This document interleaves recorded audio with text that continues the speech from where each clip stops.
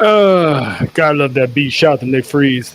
Man, Giant, it's the hottest, probably the hottest month of the year, but this weekend is the hottest pay-per-view of the summer. Yes, sir. The WrestleMania of the summer and known as Summerslam. First ever 2-night Summerslam. 2 nights.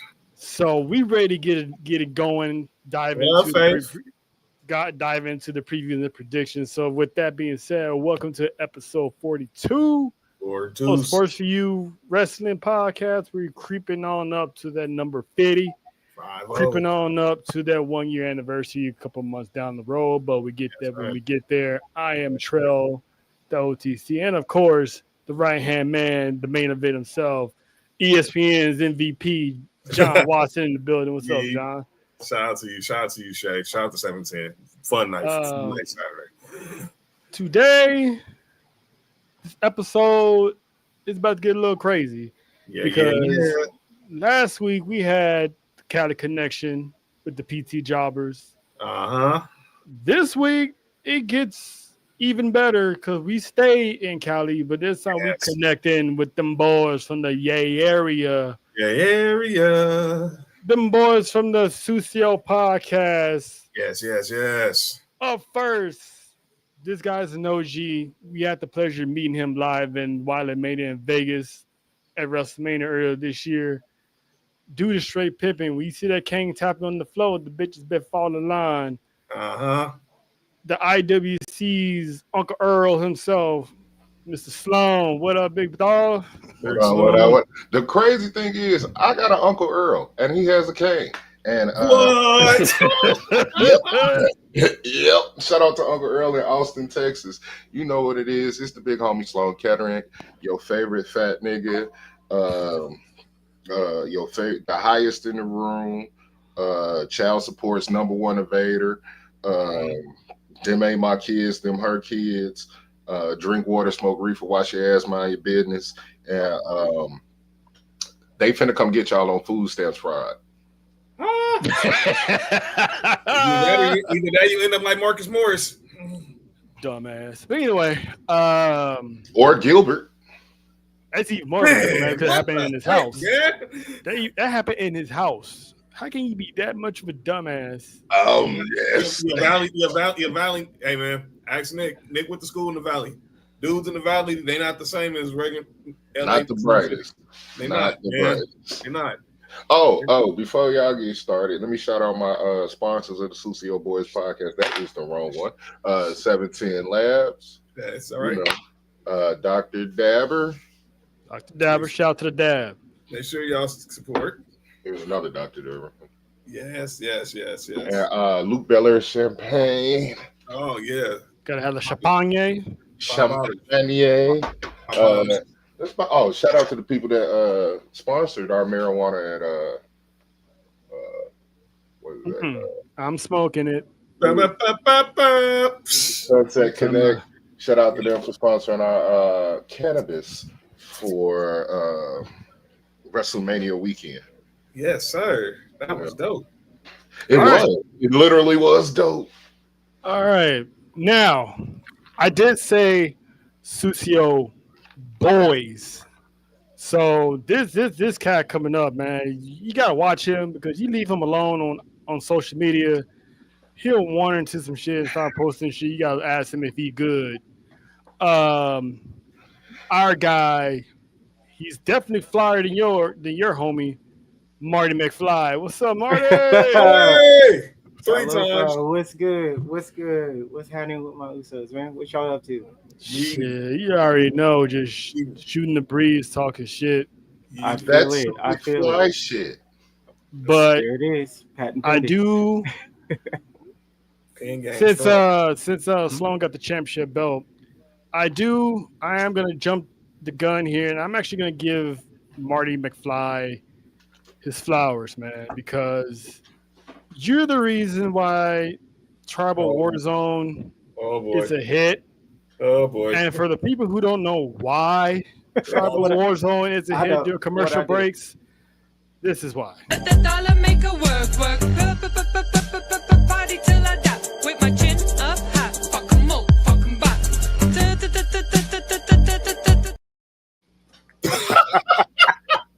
Becky Lynch was going crazy. She was wild. Listen, man. Hold on. When I shit you not.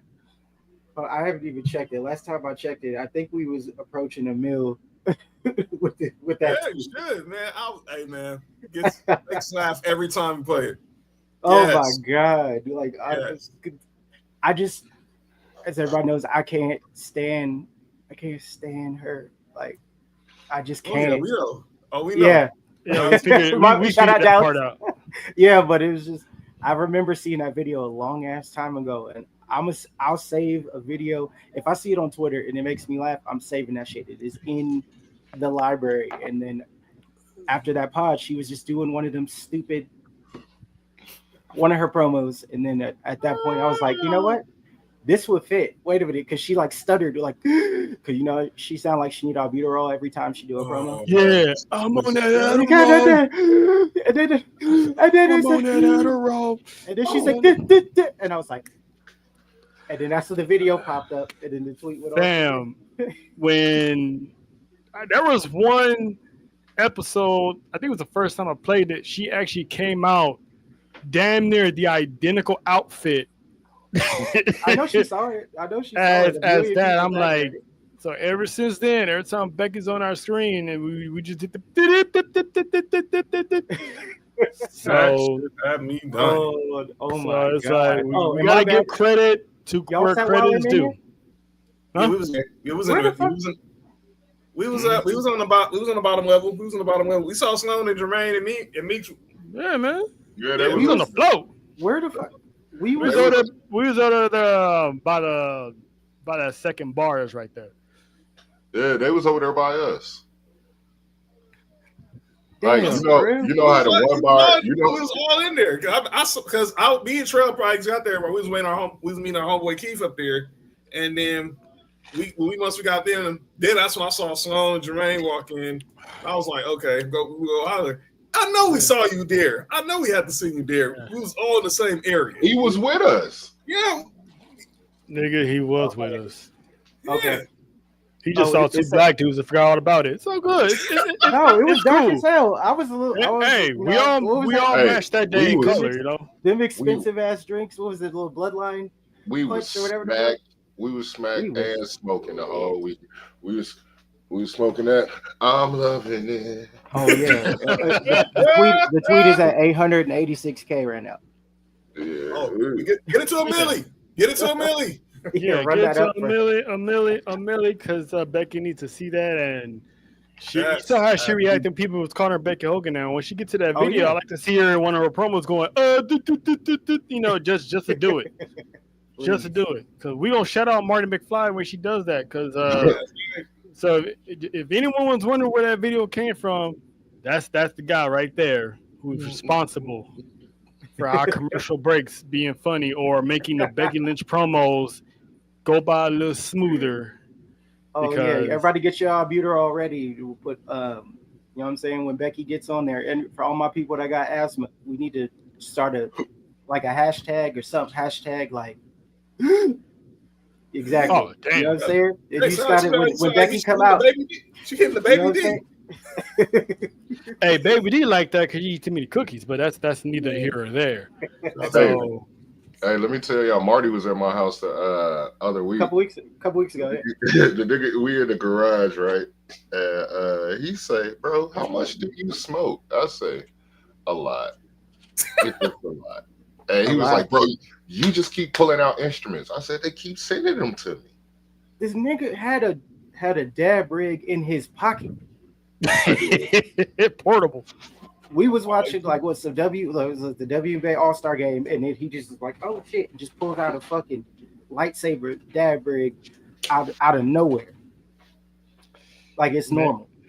Hey man, I got a homie that's just like that. Every video he posts, he's stirring the syrup up, got a little dab over here, and he got like an edible over here. I'm like, and he still wakes up the next day like, easy Off peasy. The walkie and the edible. Shit. Yeah, man. He works night shift, so All right. Say less. But speaking of shift, that's time to clock in. So we're gonna kick it off with like some news updates going on in the world. But at first, we've been prolonging this long enough. Yeah, we gotta address the elephant in the room because the whole IWC has something to say last week, and we reserved all our comments until today, and that is the passing of Hulk Hogan. People are gonna feel how they want to feel about Hulk Hogan. Well, about Terry Bollea in general, which is always understandable because neither one of us is gonna tell anyone how they feel, what to feel. You know, he struck it the wrong way. He struck it the wrong way. But celebrating someone dying, I'm not really cool with that. I mean, it's not like the man was a dictator going around killing women and children, you know, hanging them, you know, like emperors did or anything like that. But I learned to separate the person from the character, and the character itself transcended wrestling. I mean, without Hulk Hogan being successful at that WrestleMania, we wouldn't be having no podcast. There is no WrestleMania. Vince McMahon put his house on the line, and they probably would have been on the street. There's no AEW, there's no TNA, there's no NWA surviving for that long because all eyes was on WWF. All eyes wasn't on the territorials or anything like that. But with that being said, condolences to, you know, friends of his, fans of his, colleagues of his. Whether we were fans of the character or not, that is still part of our childhood growing up. It's definitely part of our parents' childhood growing up. So the man made wrestling what it is. So that's what I think on it. Marty, I'm going to start with you because you hot like a tea kettle right now. I'm not hot like, no, not at all. Not at all. Listen. Go ahead, my guy. Opinions are subjective. So I 100% get it. I won't call it celebrating. We'll call it like, yeah, it's just kind of like when karma hits, you just kind of, you don't necessarily have to celebrate it. It's just kind of like, he got 71 years. That's more than what most people get. That's more than what his son's friend got with that car accident that he also said that he hoped he doesn't die and come back a hard art. You know what I'm saying? Mm-hmm. We could separate. For me, separating the person Terry Bollea as a person goes without being said. Fuck him. Fuck the horse he rode in on. He just happened to be the right person at the right time, because if Vince was fucking with Billy Graham, it probably would have worked out that way first. That's where that whole gimmick came from anyway. Being the right person at the right place at the right time, like that's good. Like that's luck, and it did help magnify the business, but for all intents and purposes, Voldemort is the one that made Terry who Terry was, because it wasn't his in-ring work. It wasn't. It was especially because, you know, like on Superstars or whatever, he wrestled like 4 or 5 times a year. So of course you could keep that going, and you knew that he was going over, and that wasn't when he was fucking people over in the background, ruining the union. All the muckiness and the creative control, the shit that they give Mercedes shit for, that he was doing in WCW. That's why the NWO just kind of destroyed itself. With the end of the company. Everybody knows the history, and everybody knows the shit that he said. For me, it's fuck Hulk Hogan, fuck Terry Bollea, because I've never. Like I was born in '88, so I was towards the end of the East Hulkamania, but I lived through the 90s of it, and no, I've never been a Hulk Hogan guy. Never. Me neither. Never seen why it was such a big fucking thing, and you knew it wasn't all that great, because when you went jump ship to WCW, was it 94, 95 when that happened? It wouldn't really hit neither. That's why they had to pivot to the NWO, because Sting said no. After Sting said no, then they had to pivot to the NWO shit. Like, niggas knew it was tired in 95. Like, especially, you know, when he stopped taking his vitamins, you know, saying his prayers, and you know what I'm saying, keep your wife away. Macho Man was right. I want to say that now. Macho Man was right. And the Sheik. Sheik too. Macho Man was right. I was upset when Hogan died. Honestly, I was upset when Hogan died because Macho Man isn't here to tweet. Because Sheik wasn't here to tweet. When I tell you that I would have called out thick work just to be able to read the timeline, just to fucking see it. So I don't know. Maybe we're all imperfect people. I wasn't like hoping for the nigga's death because there were people that really were like. I knew it was gonna happen. Oh no. It's like you knew it was gonna happen. Like, you know what I'm saying?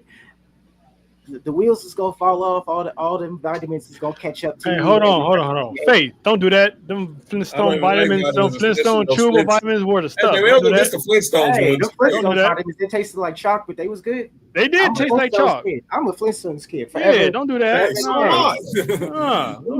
Real niggas know. But yeah, I wasn't celebrating, but like. I wasn't like, it wasn't bad news either. If y'all believe, like, if you're religious, you believe in heaven, because he's going there for sure. But whatever. It's like, you got the heaven where you got to look up through the glass. Him and Warrior, because he was a piece of shit too. Fuck him. Yeah, I said it. Fuck him. And then whenever the other orange dude gets there, I'm just saying they're gonna have like a whole party. Like, you thought the Epstein parties on the Earth was great?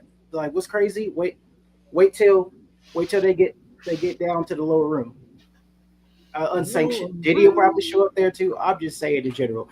But to those that are going to be in my mentions right now, I'm gonna tell you straight up. You can tell me how great he was for the business. Yes, I respect what he did for the business, being the right person at the right place at the right time. That's all I'm saying. But other than that, I'm cool.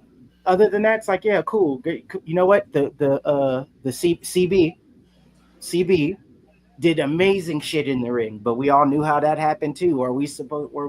But if you look at anybody try to say something nice about the wrestler, because like you said, we're separating the wrestler from the person. If you're talking about CB, the other CB, talking about, you know what I'm talking about. If you're talking about him and you say anything about like a match, you do anything, and niggas will be in your mentions, in your inbox, sending death threats. Like, you can't separate that divide. I've already seen it. Oh, we can say Benoit around here. Oh yeah, okay, for sure. So it's like, you know what I'm saying? I don't want to blow up nobody's spot. Just you good. You good. Yeah. Good. But I'm just saying, like, when you talk about a Benoit match, everybody will get in your shit about it. He did this, say blah blah blah. So we can't separate it there. And he was actually a good wrestler. He was. We can't separate it there, but we can separate it for him. Listen, I separated for him for Benoit too. Oh yeah, because you're a sensible person, but most people can't do that.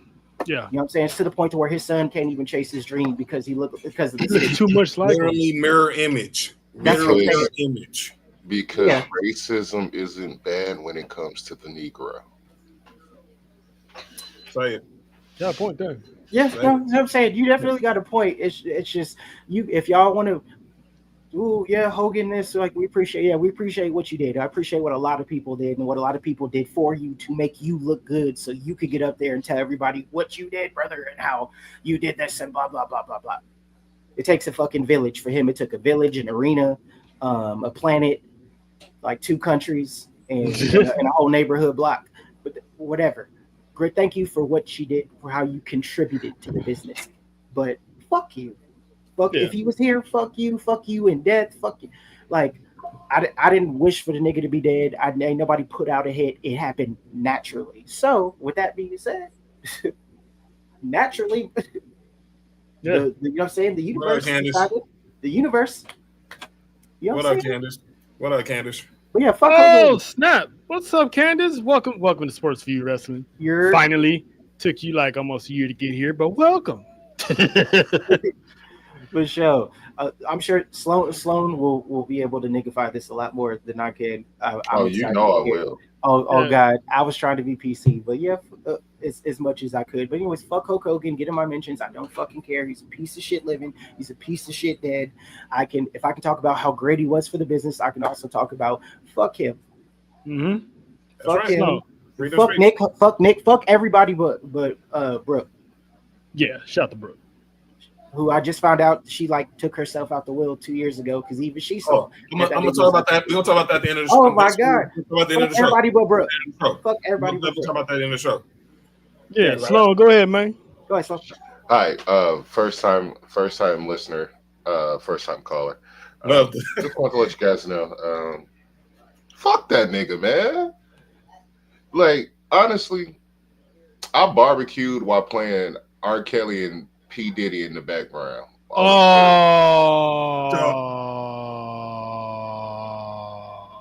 Nigga.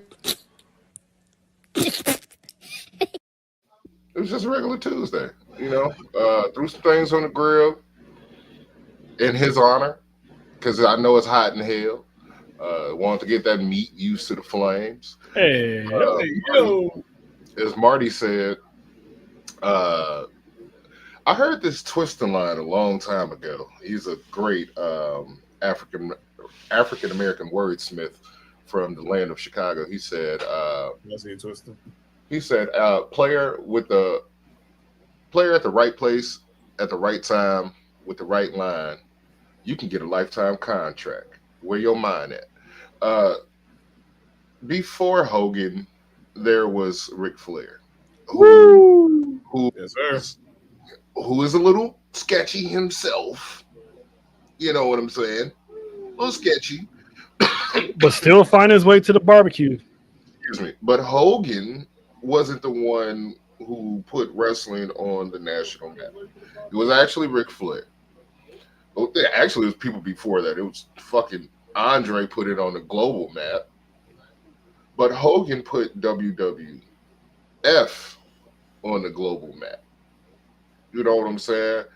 And Hogan, I was one of those kids that said his prayers, took his vitamins, ripped his t-shirt. Nigga, look at my logo is the NWO logo. Dude, look what I'm wearing right now. So, like, yeah.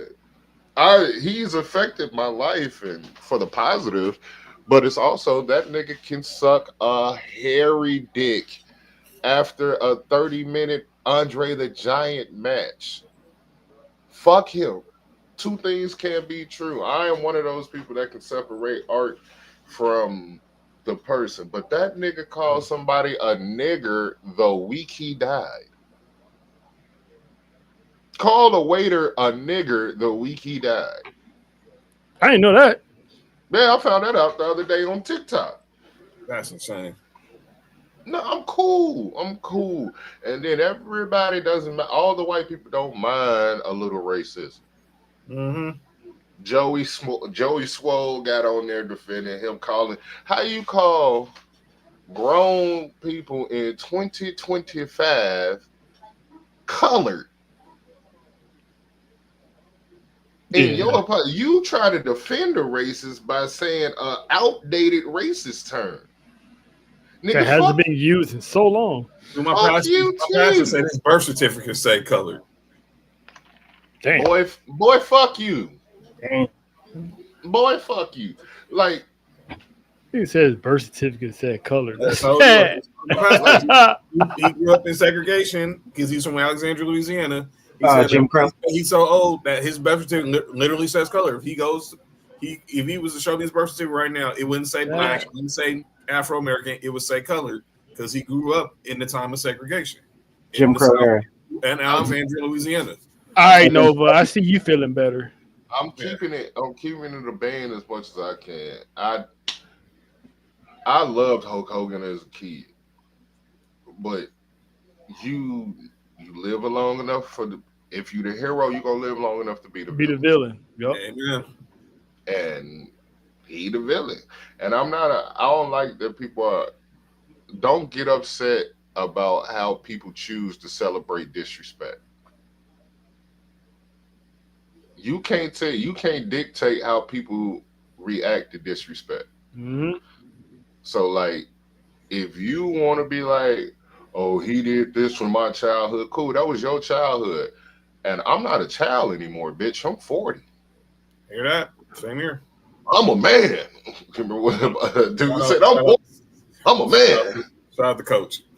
So, like, hey, dog, if in the last 10 to 15 years, if all the shit you've been doing is talking about my daughter can't date a nigga, unless she date one that's 8 feet tall, that way we can make money off the nigga.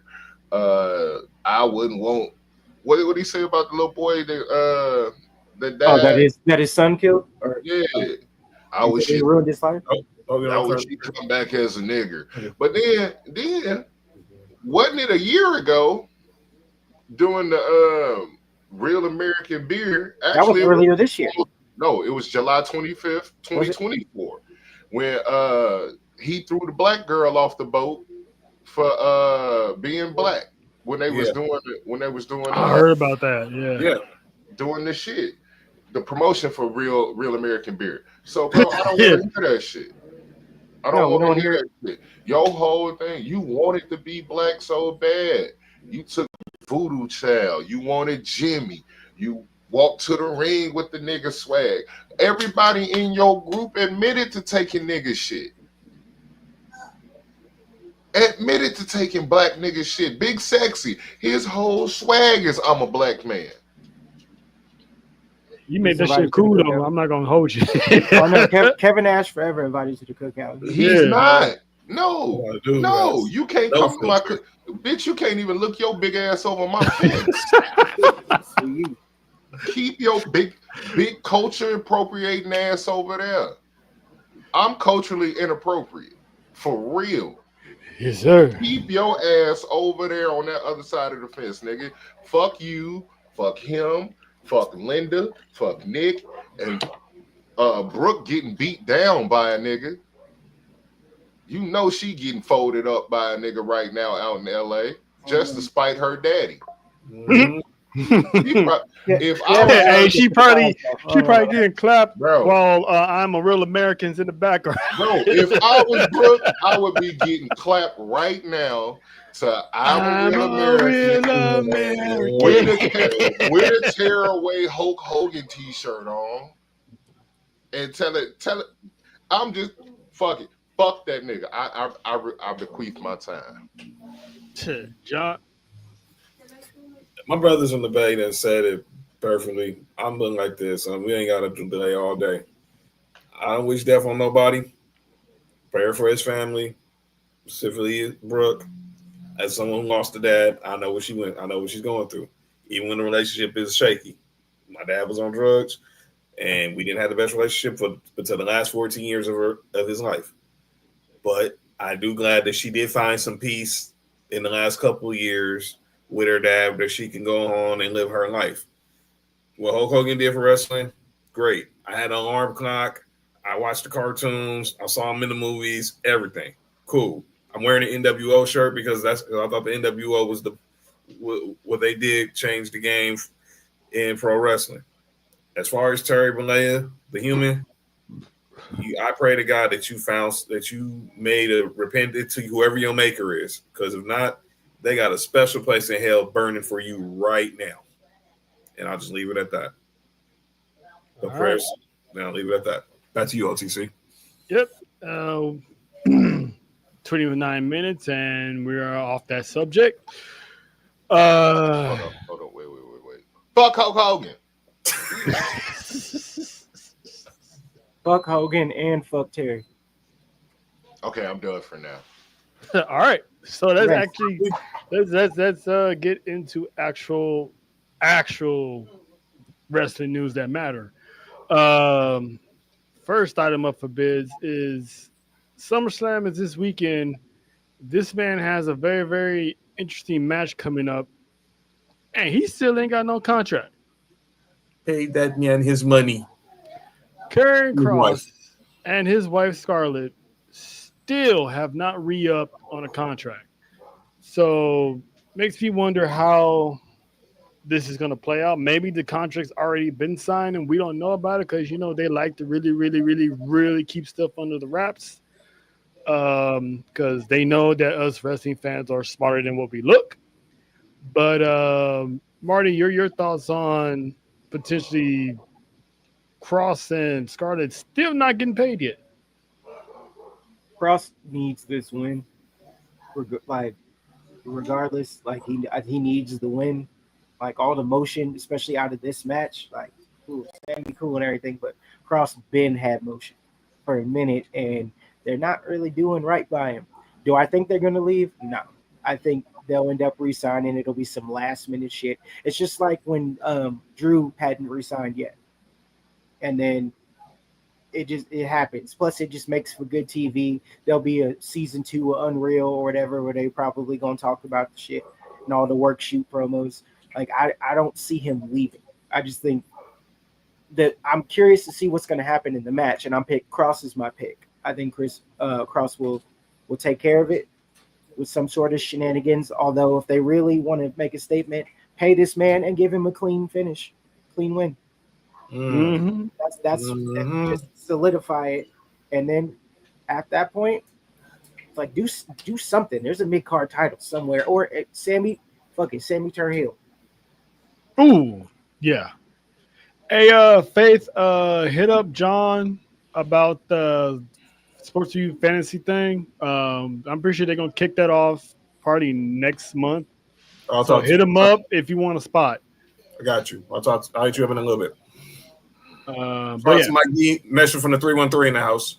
Shout out. So John, your thoughts on Karrion Kross not getting his money yet? I think I told you this the other day. I compared this to what the Cowboys are doing with Micah Parsons. The same thing they did last year with Dak Prescott and CeeDee Lamb. They're gonna wait till the 11th hour, like Marty just said. They know the drama that this is bringing, because everybody knows how over Kross. You definitely, because you've been day one with Kross as long as I've known you. Yeah, so, to the point that he follows us now. Shout out to Kross. So they're going to drag this out. I think he beats Sammy, and I think he's going to make sure Sammy says what he says at SummerSlam. And I think by the time we get to Paris, because that's the last pre-PLE before September, I think by that weekend or that weekend before, we're going to get reports that pen to paper and him and Scarlett are signed up, and then we're going to go and then we see where we go from there. But I think they're definitely pulling a Jerry Jones and dragging this out just because they know they can. Yeah, because that's a bad move. This man's top 5 in merch sales and all this stuff just to let him walk out the door. Yeah, I'm pretty sure they'll have it signed. Sloan, your thoughts on this guy not getting his paper? Him and the missus. It might end up being an R-Truth situation. I can see that too. Where they let him go and then they let him go, but bring him back in a couple of weeks. Bring him back in a couple of weeks with a new contract. I would prefer that him and Dom be feuding right now for the Intercontinental Championship instead of Dom and AJ, because I have a whole nother plan for AJ. Mm-hmm. And AJ loses this weekend. In my head, he loses, but he goes and saves TNA. Ooh. You have him lose, and then he goes into that spiral where I gotta go take some time for myself. I'm gonna go down the I'm gonna go back to my roots. And where's his roots? TNA. Who has the TNA World Heavyweight Championship? Trick Willie. Here's Trick Williams on NXT. Where is NXT? In Orlando. Orlando's not that far from Augusta. I mean, where's he from? Augusta, not Augusta. He's from Augusta, Georgia. No, he live in Gainesville, Georgia. Gainesville, that's right. Gainesville. It's a 5-hour drive from Gainesville 7-hour drive from Gainesville to Orlando, because it's a 5-hour drive from Gainesville to Gainesville, from Gainesville, Georgia to Gainesville, Florida. I know that because I lived in Gainesville, Florida for 6 years. It's an easy drive. You can go down there and save TNA, bring the belt back, and then you can have somebody from TNA take it from them, either Joe Hendry or whatever person they want coming up. But Joe Hendry is out of there too. I don't even know why I said Joe. Just get to Santana. He there for I think Santana's going to beat him at Mount Florida. But I'm sorry for taking us off thought. But I'm not. I just feel that AJ has a different line for him. As for Karrion Kross, I was not a Karrion Kross fan. All I can think of is when Vince made him a cuck. Oh yeah, my God! Like I didn't know anything about Karrion Kross from TNA and other companies. All I just knew NXT run. I saw his first NXT run, nice, and it was nice. I did not like him. I did not like him beating the shit out of Keith Lee. That was unnecessary. But, oh God! But you know how they do Negro talent with belts.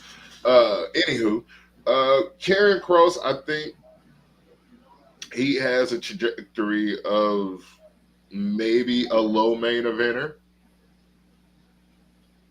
You know, he has the crowd on his hands, the entrance and all of that shit. But you know, like what did was it AJ, not AJ, but Adam Cole that said they give you all of this cool shit, the interest, the girl to make you cool, but for me, like, you got the girl, you got the belt, you got the music. You know what they do for special for me? They ring the bell. I was like, dang. But it's crazy because Karrion Kross can't wrestle though. He can. Impact, them Impact years, fine. But see, that's where I have a problem. Like, I don't go back and watch your old stuff, just like I don't go back and listen to old rappers. Like, if you be like, Tyler the Creator, if you like his new album, go back and listen to his old stuff. No, I won't go back and listen to your stuff from 10, 15 years ago because you're in a different mind state from 10, 15 years ago. And I'm in a whole different mind state from 10, 15 years ago. So I don't think that I will mesh well with me now with that music then and me now with how I like wrestling now. And I go back and enjoy his work and then come back and see him like this. Then I just be like, hey, fuck it, burn WWE down. Yeah, I agree because the man is talented. Letting this man speak, because I'm with Marty. I watched his arrival in NXT and that whole Hitman had the ball head with the suit and everything, and just like it was some sinister shit because he pulled up out of nowhere and choked the shit out of Tommaso Ciampa. I was like, damn, that thing got snatched up real quick in that close up. I'm like, what the hell is going on? And his run was dope. But when he did that, people like an Impact. When he did that, all I could think of was Loki. Because Loki was doing the assassin gimmick. The Hitman, yeah. And it worked. And then, like you said earlier, when that man dead on arrival doing that Vince McMahon era, and he got called up looking like Gladiator, I'm like, what the hell? No Scarlett. She wasn't around, and he lose to Jeff Hardy of all people on your first night. I was like, yep, he's done.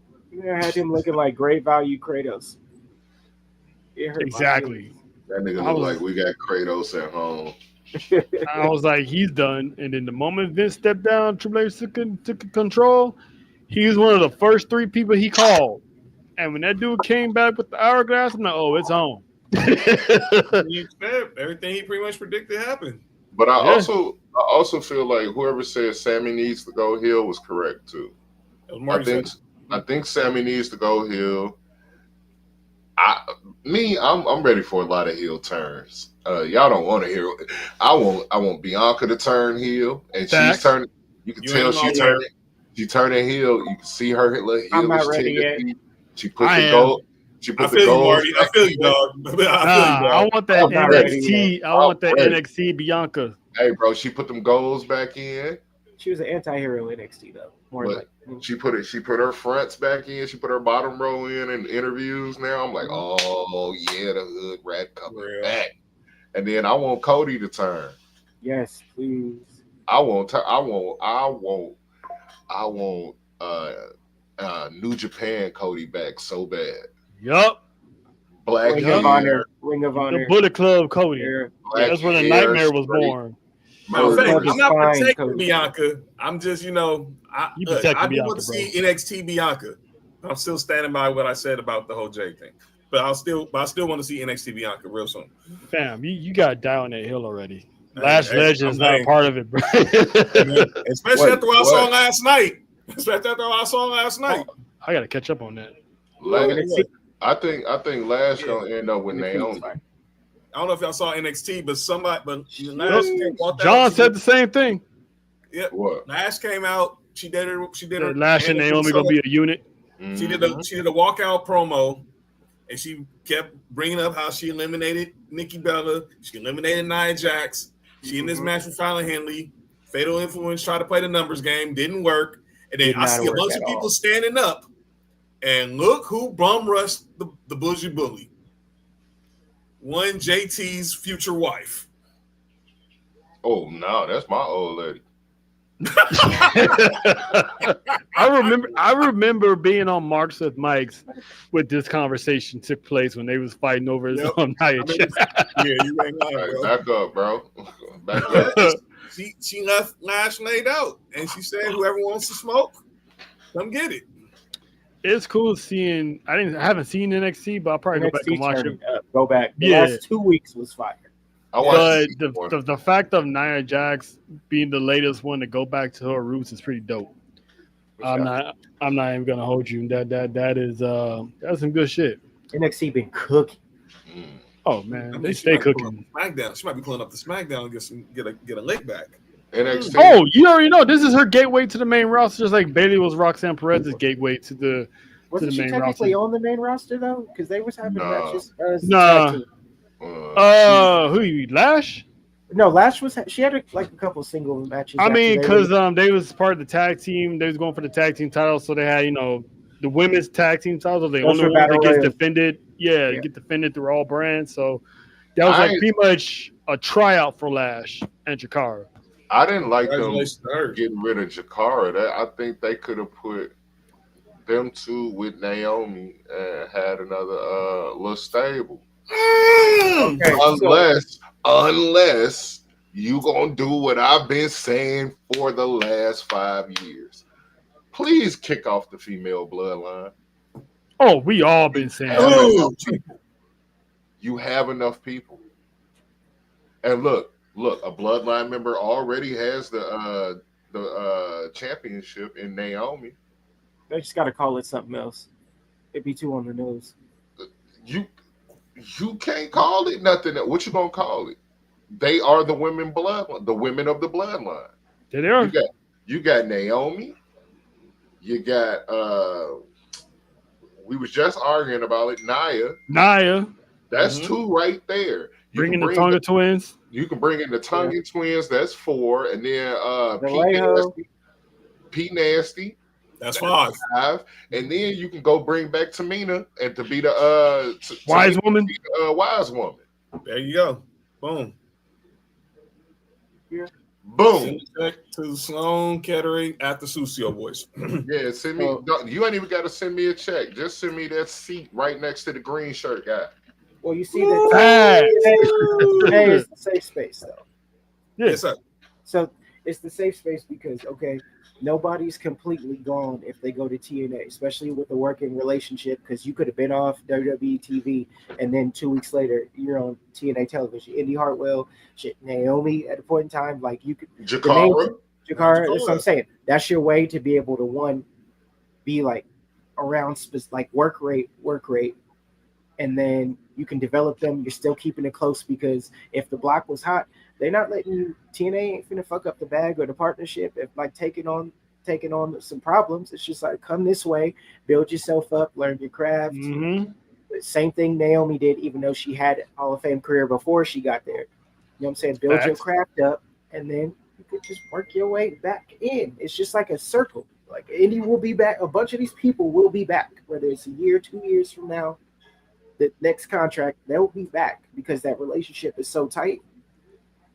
I know if I send you over there, prime work rate, you're gonna consistent shows and other brains to pick because it might not have necessarily worked over there to get your start because you started with no background in the wrestling, but you went over there, so It's like learning to wrestle for WWE and for TV and how that works. You've learned like the pomp and circumstance and the entertainment portion. Now you're able to go over to TNA with all these brilliant working minds, knockouts to just everybody there. And then you build your craft up, get it better. And then when your stock is higher, they come in right. It's just a circle. It's like not a downgrade. It's just like a developmental, but not a developmental because it's a separate company. But it's got that standing to where they're going to be presented good. Because especially when they get them titles back, when TNA, some two people on the TNA roster get them titles back, it's finna be up. So like I could see Jakara, I could see Indy. Shit, Ziggler probably coming back. I don't know. He said he has no intent on working with WWE. Everybody say that. And the thing was, if the Hardys was jumping back and forth, the Hardys and Hendry had merch that they were selling Mania week. Is Nikki Blackheart Samoan or is she Puerto Rican? She said fine. she's Rican. Faith would know. She been tweeting her. I thought she said she was Rican. Faith would know. Our girl Wessel Faith from Announce the Dynasty. I think she been talking to her. I thought she was Samoan. What's it, Faith Lockhart? Oh, I know who you're talking about. Yeah, Nikki Blackheart. Our girl Faith. She been one of the homegirls from the brand been interacting with her a lot recently. Nikki Lockhart. She's not Samoan. She's fine as That's what I said. I knew she was Puerto Rican because she down there in Miami. Well, Equa, shout out. Hell yeah, but yeah, man, I'm looking forward to what happens next with Lash Legend. Can't wait to see her because she's been her stock. That's a stallion. That's all I'm saying. That's a stallion that can win. I don't know how many Kentucky Derbies. Shout out to Trick Willie. Hey, that's big, meaty women slapping meat. But now we're gonna go to south of the border real quick and address some news down there in Mexico. Alberto El Pendejo is, as of right now, no longer part of AAA. He lost his loser league AAA match last weekend, so everyone was speculating what's going to happen with Alberto after this whole WWE purchase, because we all know he ain't got no home in WWE right now. Probably not ever. I mean, I know pigs are flown. They got CM Punk back, but the man has a track record that they don't want none of those problems on this current product. So, especially if they're trying to get Paige back, if that ends up happening. Exactly. We don't, and even if she never came back, the dude don't. You got the domestic violence thing on your head. You ain't. They don't play by that domestic violence stuff because a lot of female fans, a lot of female workers, a lot of females that watch the product. Fucking up the bag. Them words would definitely be heard loud and clear about WWE if they brought that man back. 40% of their 40% of the buying market in the WWE are women. Amen. Mm-hmm. Exactly. And guess who is not the other 60%? Men. Talk about it. Kids. Women. Rich Swann will be back before that nigga will be. Hey, Rich Swann will never see the life in WWE. That's what I'm saying. I think Rich Swann would be back before Del Rio. I was living in Gainesville when he got arrested in Gainesville. Dang. It was all over the news and paper. WWE superstar Rich. I think he was the cruiserweight champion too. Yeah, he was cruiserweight. It was, man. Bro, they popped him so quick for domestic violence in Florida. Do you know how racist Gainesville, Florida is? I bet. Yeah. I'm a Tennessee fan, so I know I'm a Tennessee fan. Oh, brother, Gainesville, Florida, so goddamn racist. This is how racist Gainesville, Florida is. It's 2025. Niggas ain't figured out that they can move west of the train tracks.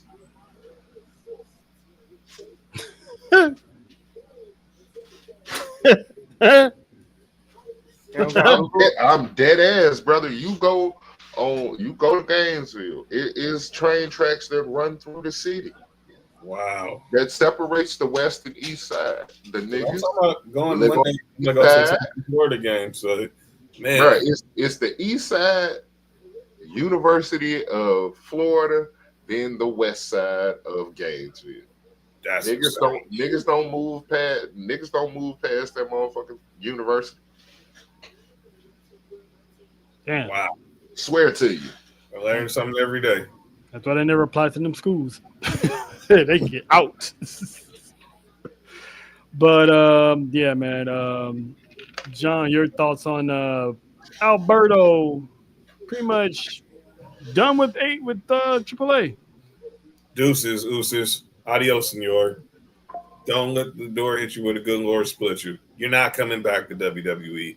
If you thought that this partnership with AAA was going to be your way to ease back in the back door, no chance.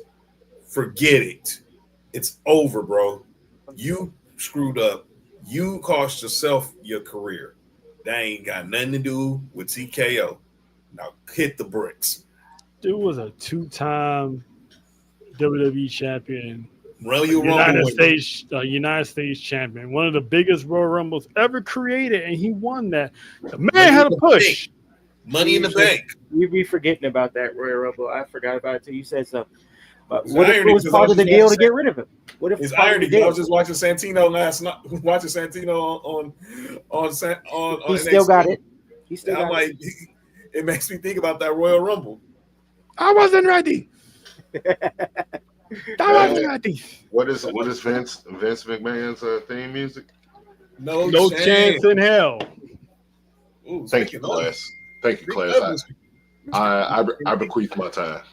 And the man had the push of a lifetime. Mexican wrestler becomes, I'm not gonna say face of the company, but he was winning gold. He was winning championships. And it is what it is with homeboy. Like, we don't need him because he's just pretty much bad. And then after you get fired, you still calling out Triple H all these years. That come to my restaurant, I'll beat your ass, and then buy you a tequila drink. It's like, come on, man. At least Punk just ran down the company. He didn't say anything about whooping somebody's ass, but some people never learn from their mistakes. So the moment they purchased AAA, he was a champion. So it was like, I think he was already suspended by AAA anyway, if I'm not mistaken. So it was already clear that anyone nothing to do with him. But best of luck to you. That's another one that sooner or later, karma, what goes around comes around. That's for sure. So, but we got one more piece of news regarding AAA, and this one is going to be near and dear to somebody's heart out there that's watching. Between SummerSlam, actually, let's rewind. This past weekend, a certain someone from WWE made a trip down south of the border and got himself a title match, and that is one Dominic Mysterio, who attacked Vikingo, whooped his ass to a standing ovation, might I add you. The moment he took off his mask, the people went like, that pop was crazy. Bananas to the fact that Dominic could even hide his smile. That's how big it was. The same thing that happened at Mania. Yeah, we was all cheering. He nigga ran back to the ring. He was like, man, okay, Evan, man. So with that being said, this man got himself booked into a fatal four-way match for the AAA championship at Triple Mania between SummerSlam and Paris. He's going to take on Vikingo, Dragon Lee, and Venti Americano because he got a little taller, so that cup got a little bigger. So he went from Grande to Venti. So Germanicano? He's the European Venti Americano like I said, in a fatal 4-way, this man, if he gets past AJ Styles, which I expect he probably will be, this man has a chance to walk into Paris, Intercontinental Champion, and AAA World Heavyweight Champion. Marty, what is the significance of this potential man walking around as double champion, even though the title probably won't be shown on WWE television, but they will acknowledge it. Really? Jermaine, that's fair. Well, first, real quick, a gripe. TKO, y'all bought AAA. Y'all can't get them no new belts. I mean, AAA still controls the belts, I'm assuming. So okay, we somebody hit Conan up. Hit somebody up, and then just have a conversation. Let's just have a conversation. It'll still look that just. He said we could just like they found him out a cereal box. Oh, you know what I'm saying? Funny. Or you ever buy the $130 belts that you be seeing on like Temu, or like, it's no disrespect, AAA. I fuck with AAA. Like, I watch Mania. It's like I'm all for it. I'm just saying y'all got the check. Y'all could upgrade just a little bit. That's just me. Aesthetically, it bothers me. So I don't blame him for not wanting to bring that on TV. That being said, him winning the championship, I guess it just kind of be like another variation of what they're doing with TNA. It's just WWE talent taking a title, and then the internet complains that they're burying people and blah, blah, blah. Which they're not. And then later on down the line, they get their lick back on a grander scale, and then everybody eats. Him winning that championship also adds more gold to the Judgment Day. Because I mean, we'll talk about that match later. I'm a little nervous on where that's gonna go. But if not, if they, you know what I'm saying, that's more gold in the Judgment Day. And then if whoever he takes the L2 for the Intercontinental Championship, he could still have that. Like, I just adds more to Dominic's character to make him more of like an arrogant little dickhead. Yeah, bro, they finna kick Dom and Liv out the Judgment Day. Hey, ain't Finn Balor's wife an employee of AAA? Yeah, she is. She's all right, go ahead. All right, go ahead, John. I just want to throw that out there. Go ahead, John. She's the Kathy Kelly of AAA, the Jackie Redmond of AAA. Shout out to you, Vero. Damn all that. When they gonna bring La Idera? When they gonna bring the big booty Latinas over? That goddamn. It's not PG. Hey, man, look for him in NXT, hopefully. So he was at Worlds Collide because they be having triple yams. Them conchas was out, man. Yes, they was out at Worlds Collide. We was at the forum and we was like, Lord have mercy. God bless, man. Viva la Mexico. But on the Dom, they was at All In too. Oh, I bet they were all in. Oh, I bet. Shout out to Texas. But Dom, he's the right person for this spot. And as much as he tries to be the heel, he's over as hell. I mean, I ain't gonna deny it. There, and that's why I said it. But I'm like, I ain't gonna deny it. Him. This match is gonna cook. Similarly with him and Vikingo alone sells the marquee. Now, Dragon Lee gonna go off too. Oh yeah, right. Dragon Lee and getting Dragon Lee back in Mexico, he's gonna be feeling like, you know what, I gotta remind people who I am. And then you throw in El Grande Amerikaiser in there. But for Dom, bringing that belt back to the Judgment Day would be something crazy. His dad never brought a AAA title to WCW. You bringing a AAA title to WWE before your 30s? Come on. And it's going to be on WWE's YouTube channel, so it is going to be up. Oh, yeah. Definitely. Because I can see it now. And it's going to be, like you said, it's going to have some ramifications in that Judgment Day, because everything was sitting pretty, but then because they dialed it back, but now it seems like they're back. They back on that bullshit. Like, now they back to, you know, Roxanne doing this, Finn Balor's pulling strings again, and there's been rumors of Liv possibly showing up sooner rather than later. So now she better. Yeah, she better be there this weekend. She supposed to be like the mayor. She supposed to be pretty much the mayor this weekend. Hey, look. Roxanne finna be popping P for chicken nuggets and a Nintendo Switch too. Hey, when she gave Dominic the PSP, I was like, "Is that what I think that is?" Yeah, the Switch. Nigga, she grew up from PSP to a Switch. I'm like, I see what you're doing. She brought that nigga chicken nuggies, and then brought him from the grocery store, bro. There wasn't even real nuggets. Then she in the clubhouse holding on to the Dino Nuggies, which, by the way, was given to them by our very own Vanessa. She personally gave them Dino Nuggies, so she felt a certain way on Monday when Roxanne was holding them, and she loves Roxanne. Bro, let me tell you something. Dom is the player of WWE. Yeah, he keep going up. He went from Liv. I mean, he went from Rhea to Liv. Now Roxanne trying to smash, bro. With his own wife in between all that. Michael B. Jordan. With his own wife in the middle of all that. Right. And got married in between all of that. Bro, stop it.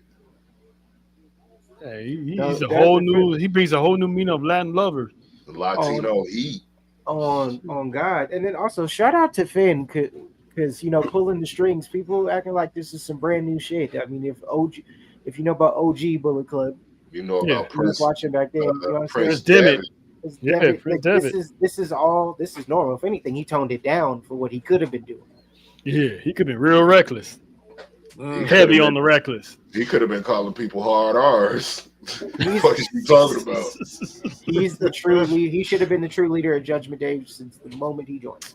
I'm still waiting on them to do Bullet Club in WWE. Like they got all the OGs. I want AJ and Finn to just they teased it and just make that shit happen. Even if we just get it for like a pay-per-view build. Give me 4 weeks. And then Thomas, yes, bring Anderson and them back. Like, the money would print itself. And put cocaine in the locker room. We got Bullet Club in TNA, Bullet Club in AEW, Bullet Club in WWE. Exactly. It was already Bullet Club in New Japan and Bullet Club on cocaine.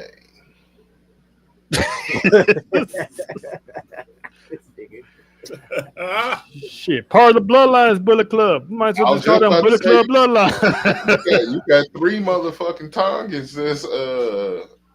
That's what MFT stand for. Niggas don't know what MFT stand for. Motherfucking Tongans. Yep. Shout out to my Tongans. You want to say Big T's love you. I ain't never until I saw Huckaleo. I was like, I ain't never seen him. I'm from LA and they got a bunch of Tongans over in Carson. I never came across a 7 foot. I never came across or in the IE for sure. Yes. It's definitely that's what a lot of my folks. Shout out to my homies in the IE. Hey, but I'm telling you like that, it's a bunch of them out here in the Bay. It's some big ass Tongans out here. And motherfucker walked up on me at the goddamn sandwich shop. I said, "Hey, bro, you're a little too close. I might have to put 2 in you. Back up." I'm in Utah. It's you know what I'm saying? It's Samoan onions. You in Utah? Yeah. Stay safe, my brother. Try. That's all I'm gonna say. If you know, you know. Speaking of if you know, you know, we talked about unfortunately we had talked about Hogan earlier, but I say that to say this because the man that brought him to the forefront was back in the news today. Well, not today because it happened literally, I think, like the same day he died. Vince McMahon was a little bit of a speed demon last week and was in a very, very serious car accident that actually his car and another 2 set of cars, so pretty much 3 cars got totaled. All of them got towed. Luckily, everyone was wearing a seatbelt. So apparently this man was going about 80 to 90 miles per hour, and he was a little too close to somebody else, tried to swerve out the way and hit the lady's car. Luckily, the lady didn't suffer, serious injury because it could have been worse for her. Nigga, she up. She getting a new car, a new house. Real. Like, who hit me? McMahon. Vince. The one that owned the one that's in trouble right now for some other that Vince dude hit my car, bro. If you want, like, yeah. So it's like this is one of the reasons why I say when you get a certain age, it should be a legal requirement to retake the driving test. facts. Because why are these senior citizens driving and why are they driving 80 to 90 miles per hour? Hey, hold on. My mother-in-law is a senior citizen and she can drive. She can drive. Exceptions to every rule. She can drive. I mean, I didn't say they shouldn't be allowed to drive. I'm saying they should be required to retake the test. She gonna pass. Hey, if she passed, cool. That's all it is. If you pass, cool. If you don't, well, you better get someone to take care of you and drive. Now, my mama, on the other hand, and that woman called me every day, baby, I want a car. Shit, I can buy, baby, I'm finna buy you whatever car you want. What car you want? She told me I'm finna send her about 15 of them Matchbox cars just like that. Here you go. Now go your car. With the RC, you know what I'm saying? With the good battery. No. She can get these. She's 70 something, brother. She used to them RC cars. I mean, the little Hot Wheels cars that you can use with a little finger and stuff. Vroom, vroom, nigga. Imagine it's got a Hemi in it. Just imagine it's got a Hemi, baby. Nah, I ain't going on with you. Nah, man. But Sloan, your thoughts on this whole Vince McMahon basically can't stay out of trouble because now he got to go to court for that. Those are my thoughts. Sloan, I'm not Sloan. Marty, you agree with them thoughts as well? What about him? Just he don't need to be driving at all. Him going around driving like he's Jeff Gordon, going 80 to 90. The day he gets to like fuck it. Like, he's already been fucking. I think he's been there. Oh no, but it's just like where it's like fuck it. Like because usually he been pretty good about being quiet. Because even the stuff that I was hearing about beforehand, it got kind of quiet for a good minute, and he couldn't help himself. She had to doing way too much. Like, you too rich to have to be worried about that. Have somebody else drive you. At that point, if I had that kind of money, I'm not driving shit. I'm having somebody build me a teleporter, or I'm gonna have a whole bunch of. I'm pretty sure Elon can hook him up with that. You could figure it out. Like, get you an actual legit autonomous driving car, like something. My thing is, where are you going? He friends with Agent Orange. She ain't gonna hook him up. True. Yeah. My thing is, where are you going? There's nothing to rush for him to be driving 80, 90 miles an hour at 84 years old. What do you do? I mean, I get Dude, it. 84. Bathroom. Like, probably. I mean, don't they wear them pouches or diapers at that time? You don't want them to pins? Bro, he was probably trying to get to another shorty house to use the bathroom. That's on brand. It does. It is. That's on brand. And it could have been a shitty situation. Touche. Yeah, well, you got a point there. That's true. John? Where's you going, Vincent? This nigga called him Vincent. That shit is funny. Vincent Kennedy McMahon. What were you thinking? That shit is You're funny. 84, driving 80 and 90 miles an hour. Look at this shit. What? Look at it. That nice Bentley is total. Now, you could probably go buy another one tomorrow, but still. There's nothing that this man was in a rush. And then 2 other cars got hit. Now you're facing a reckless driving charge. Take this nigga license. They should have been. Nigga, you 84. You remember when slavery was legal. Dude, Yeah. You should not be driving. You should not be driving at all. You should have a personal driver on payroll 24/7, 365. You would think he does. That's why I'm just wondering. There's more to this. There's There's gotta be. definitely more to this. This is why I say retake that test because you 84 and you doing the speed limit is like shit. Now even Ric Flair drives himself. Well, he can't even even 79. That's still. I know people in the 80s who still drive, but you got still, man, you still can't be at. Like Jermaine said, just a stupid rich old white dude in a hurry who thinks he owns the road. I got it. You got my way. He probably owns the road, a freeway out there. He probably did own the road. Yeah, maybe. It's not far fetched. Yeah, I mean, it happened in Connecticut, right? Yeah. I can see it. Yeah. Vince McMahon Way or something like, this is my street, damn it.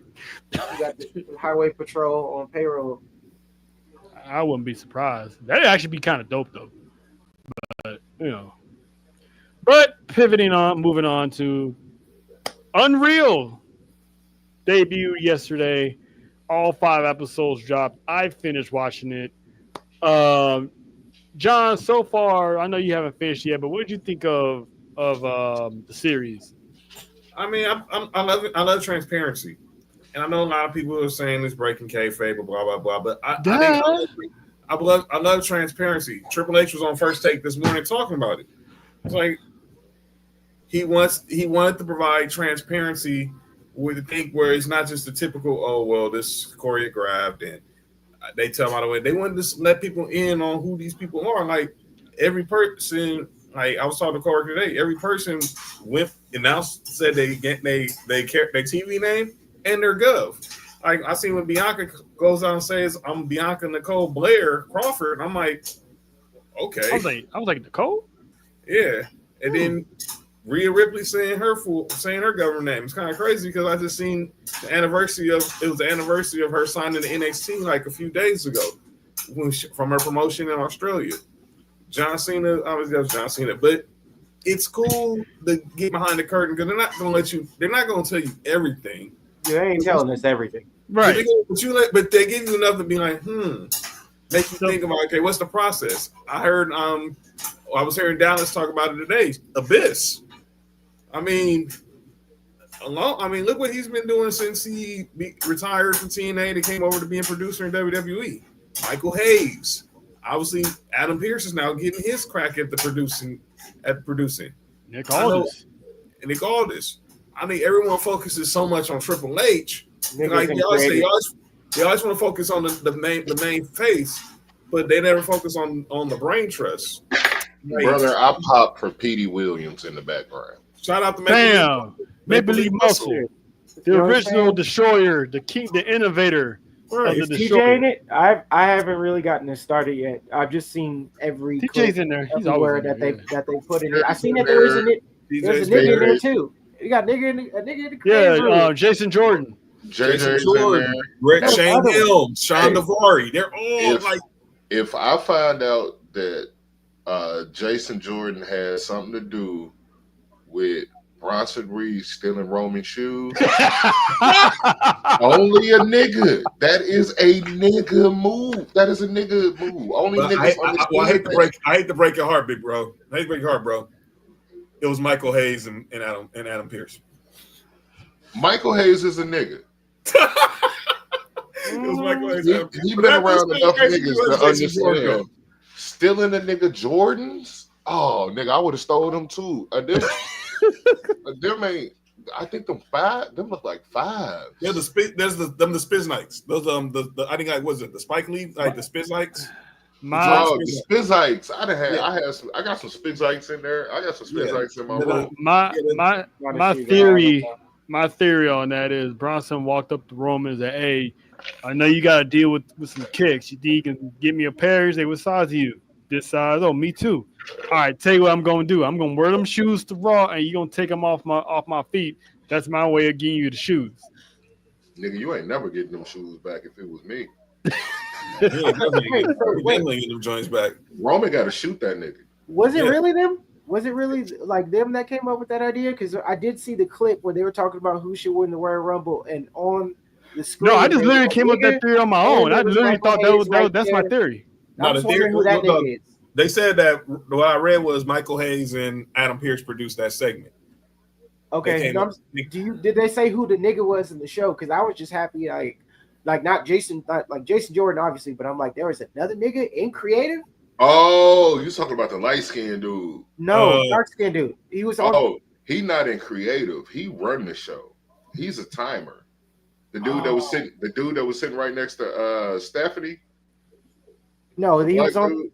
No, he was on the. He might have. I didn't watch any episodes. I just seen the clip when they were talking about who should win. Yeah, and he was on the screen. Him and Michael Hayes apparently weren't there. Yeah, he be the dude that he Tripp's right hand man. Mm-hmm. He always sit next to him in Gorilla. We just always think he like a production assistant. Nah, he like Tripp's right hand man. Oh well, shout out to him. That just made me happy. Yeah, but it's a lot of black dudes in creative. But apparently some people think that Jermaine said Tamario is a producer or the assistant director or something. Yeah, but according to certain people, Triple H ain't down with the culture. But I digress.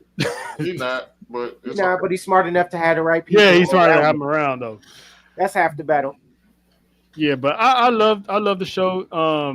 John Cena introducing himself to me was hilarious. He's like, my ring name's John Cena. I go by John Cena, and my government name is John Cena with a straight face. The deadpan, like, I'm dying. I'm like, only John Cena could take a serious moment and make that shit hilarious. Mm-hmm. I just got that episode before. It's really, really good. It's good. I don't understand why people are complaining about the episode because about the show. Period. I mean, the fact they let us inside the writing staff's meeting about who's going over, what are spitballing ideas of who's winning this, who's winning the Rumble, who's turning heel, who's doing that, and letting us all insight on how John went to meetings because they ain't showing us that. They showing us what they want to show. Yeah, but even then, that's still something, you know. They got me hooked. Yeah, it's still something. Even if it's just a little bit of the writers' meeting, they're still.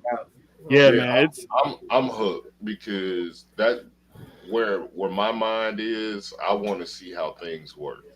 Yeah, and I love wrestling, but I love TV more than I love wrestling. Right. And TV production is some shit I went to school for, so I want to see how it works. I want to see, okay, this is how Gorilla set up. Oh, the timer is sitting right next to Triple H, so. And then the producer is sitting next to the timer, and then y'all all talking to the ref, and the ref talking to the wrestlers, and the ref talking to the announcers and shit like that.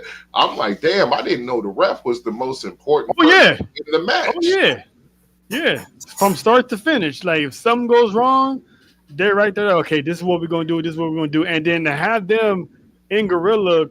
Calling the spot. Okay, let's go for the drop kick. All right, let's go for the suplex. Oh, here comes this. Here comes that. Well, I don't think they was calling it. I think they was calling it for the camera, for the camera angle. No, they were relaying it to. Also, they was relaying it to the refs to tell the wrestlers. All right, go do this. Now it's time for this spot. It's time for that spot. So they was not only telling this and shit, right? Yeah, not only were they telling the production truck, they were telling the wrestlers, hey. Go help this person. Go tell them to do this. Go check on her. Go do this. Go that. I'm like, they hold everything afloat out there because when you're out there in the ring, it's just the wrestlers. Mm-hmm. So when it's time to go, it's time to go. And you see it more when you go to NXT. Facts. Like, if you go to an NXT show, you can actually see it more because it's smaller and more. You're not concentrating on everything around in the stadium. In an NXT show, I used to go like every week when I was in Florida. It's intimate. It's like a theater, and then if you sit on the hard cam side, you see everything. You literally see the whole show moving. Yep.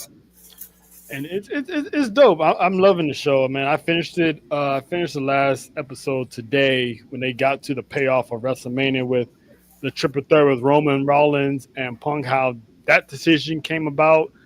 Then John Cena, him winning. And then Jey Uso, who almost didn't have his moment because, well, y'all remember when he botched that over the top rope when he was trying to jump over and he botched it. He was getting in his own head, and he almost cost himself a spot. because they put the rock in him. They wasn't too sure if he was going to succeed, and he turned it around just in time. So we almost didn't get Jey Uso as World Heavyweight Champion if he didn't figure that shit out. So Thank God. yeah, exactly. That aspect I'm loving. How there was like no bleed button, no edit as far as language. They just how they normally do. So even though if it was scripted pretty good where you can still let people in on the know, but not reveal too much of everything, just enough to have people like, oh, that's how that shit goes. Yep. That's how that runs. All right, cool. Okay, But I'm gonna check this shit out. yeah, That's man. what Triple H said today when he was on First Take, and Cody gonna be on there tomorrow. So and then obviously another part was the Charlotte Flair aspect of it. Yeah. You notice since that Players Tribune, we've seen a lot of humanizing of her ever since that Players Tribune article dropped. Like, we talked about it with That's Freaking Wrestling, bro. We're going to see more Ashley Flair than Ashley Flair. She does, and there was a picture today. She was training with Ava, Lexis King, and Uriah Connors. What they all got in common? All four of their dads were in the business. Yep. And she now looks like she's at that time she's paying it for. I'm seeing her and Ava doing drills together. I'm like, exactly, JT. This is what it is. Felt like, yeah, it do feel like Hard Knocks. It do feel like Hard Knocks. That's right. It starts next week with the Bills. Appreciate you, kid. Yeah, I think it's. I'm glad. I'm gonna be glad to finish it, and shout out to him. See what happens next with it. Yeah, because that Charlotte Flair, when I was like, if this doesn't have people understanding Charlotte Flair, I don't know what will, because her journey back from surgery and then they dived a little bit into her and the Tiffany Stratton situation where it was pretty much confirmed what people were arguing about. It wasn't in the script. They literally went off the rails, and Triple H and Bruce, they were not happy of that. So since you made it to Mania, you'd have to see me. Yep. You have to see me after. You know what I'm saying? Run me my fade, and then after that we could get to work. Oh man. Yeah, man. So Triple H is like, yeah, somebody tell her they ain't how we roll. You go apologize and make that shit work and get on the same page. And luckily they did, because Tiffany had a WrestleMania moment, and it could have easily went bad for her. She would have lost, and that would have been a whole thing of itself. But looking at it, she would have dug the whole grave. But the fact that they were cool after the match, they thanked each other, making sure they both of them were straight. So it was good. That show is dope as hell. So if you guys haven't seen it yet, highly recommend watching it. And don't be like Kizzy and complain about it, because it's pretty good. Last piece of news before we head to the nitty gritty. Travis Scott. Oh boy. Officially no longer doing anything business related towards WWE. WWE was like, you know what? We cool. He wasn't getting the concept of everything. That could be either wrestling or scheduling or whatever it is. But I'm hearing that, he was taking like the lazy approach. But again, they haven't really said officially why they no longer doing business with him, but they just, that explains why we haven't seen him. That explains why he wasn't there when he was supposed to be there. We'll hear everything when they want somebody out. We hear all the shit, because while the training was going on, niggas didn't hear a word. Then it happens. If Jelly Roll, whatever the fuck, was taking the lazy approach or doing some shit like that, when it's us, then all of a sudden they just cut a clean tie, and then we gonna hear all the shit about it. Oh, Marty, to your question, when he was talking the other day, they did play his music the other day on Raw. Yeah, that's what I'm saying. He's still they still paying him for 4x4. But it's crazy because everyone did. I mean, everyone went down there and trained and stuff like that. It's not for everybody. It's not for everybody. But it gave heat. Like that whole setup for Netflix And that whole shit, it was just like, thanks, nigga. Like, well, we rode the wave. We rode the wave. It might not have worked out in the ring wise, but you could have figured some other shit out. Travis didn't just pull up like, all right, I'm gonna go out there during this main event. No. Somebody told him what to do. And Ari Emanuel put the call in. Yeah, and then people over here complaining about all this other shit. It's like, oh, he hit the nigga on accident. Like when it was Cody, like, okay, cool. The nigga got excited. He was a fan. Like he genuinely loves the shit. Like for me, I took personal annoyance with that because when it's us, niggas got a problem. Oh, well, fuck Travis Scott and blah blah blah blah blah blah blah. I'm just like, okay, not everybody's gonna be Logan Paul with taking to the shit. He was a natural fucking athlete. If you're expecting greatness. Like I even give McAfee like credit in terms of his athleticism because that feud with Cole and NXT was understated as shit. And I think that was actually his best work, but I digress. My whole thing is when it's somebody else, like this whole Jelly Roll shit, it was just like, okay, anytime we could put something on that we really want that fits the fucking brand, like this is gonna be some great fucking match. Yeah. I mean, there's always two sides to every story. So if Travis Scott, think about it. Like I get it. Like he might have been a complete whatever the fuck. Like you knew what you was dealing with when you brought the nigga in, but you still rode the wave. My whole point is like you making it extra. Well, he was taking the lazy approach and he just wasn't getting it in the fucking ring. I'm just like okay, nigga. Like the beginning of the training, the nigga was on like a giant tour. Like just trying to find the time to go ahead and do the shit. Like okay, it didn't have to be on the in-ring shit. Those decisions was made by people above his pay grade or higher up in the rung. Like you said, Ari Emanuel, like these are the people that make these decisions. But the internet or IWC or whatever loves to pile on extra when it's a nigga. That's right. It wouldn't be this tough if it was fucking Post Malone or Jelly Roll or any of that shit. But when it's niggas, just like unless you're Cash. Oh yeah. Or we'll be extra critical on fucking McIntyre on Dickhead's fucking podcast talking, well, fuck that guy, blah blah blah. I'm like, it wasn't fuck that guy when he was helping bring money to the show, making the business better. I was at Mania just like y'all was. Them fucking Travis Scott WWE shirts. What did I tell you? Was sold. What did I tell you? You just talked about it last week. I was trying to get one, and it was sold the fuck out. So don't tell me that people didn't care. Nobody was fucking with it. Go back and watch any of those pops any other time when he pulled up. It was up. It didn't work out the way that they wanted it, or you're dealing with somebody who doesn't need it, who's already up there, who doesn't necessarily need it. Like anybody that's a fan of Travis, everybody knows nigga's a fan. The nigga was a legit fan. It just didn't work out, but we're gonna be extra critical. And y'all on the internet, and cause look at me, y'all on the internet that be getting extra with the fucking tweets and talking all that bullshit. It ain't really about him not getting wrestling or him taking the lazy approach. You know what? You're so inspired and y'all love Hogan so much. Bring out your inner Terry and say what you really trying to say then. He's a nigger. Say what you really trying to fucking say about it. Don't make it about that because y'all full of shit. Yeah, that's my opinion on it. And maybe it's just because of the music thing. It's just like I understand how a lot of that shit works. On the inside, they're having people on the internet just say a whole bunch of stupid shit, but it's just like, all right, bro, like y'all, it was extra with him. Oh, he hit Cody. He's a fucking blah blah blah. It's like, all right, bro.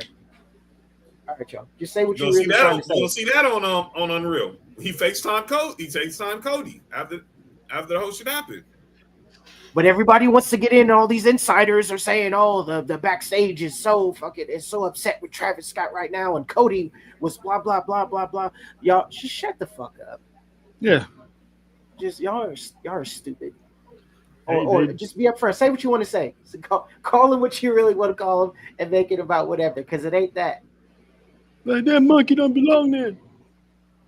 He doesn't belong here. Yeah. Take her ass back. We gotta get that jigaboo out of here, bro. Bring in. Yeah, gotta get that jigaboo up out of here. Jelly Roll. You know what I'm saying? No disrespect to Jelly Roll. Like some of his music is cool, and he seems like a cool ass person. But I'm just saying, you're gonna get extra pats on the back, and they're gonna push you up a little higher, especially because it makes Travis look a fucking way. My question before Trail changed the subject: should Book, because he was working with Booker T, should Book have came out and said something? Would they let him? I don't think he still would have. He has his own podcast. He would have said whatever he wanted on his podcast. Yeah, but Reality of Wrestling is ID'd. Is WWE ID'd? That's right. But I'm saying on his podcast isn't ID'd by WWE. Yeah, but you still got to show up. I can say whatever the fuck I want on my podcast. Look, like Shannon Sharp could have said whatever the fuck he wanted to say on his podcast. He has. When he showed up to ESPN. Yes. I gotta go back and watch it. He addressed it to open up Nightcap tonight. I gotta go back and watch it. Yeah, but so I'm gonna tap in with that too. My thing is, I'm just saying, you say whatever you want over there. If we're paying you over here, how a lot of these deals work. Oh yeah, you said it over there, but you're here now. Yeah, that's what I'm saying. He's still gonna say it. Yeah, because like this with Shannon, I'm gonna say that's off the subject. Like with Shannon, he knew that he wasn't coming back to ESPN. Him and ESPN already talked. So we know what's going down this weekend. His brother's going in the Hall of Fame. He's going his way to Canton to present Sterling in the Hall of Fame. And he and ESPN was talking like, okay, we cool. We gonna part our ways. You go your way, I go my way. Wait till after my brother goes in the Hall of Fame. That's all I ask.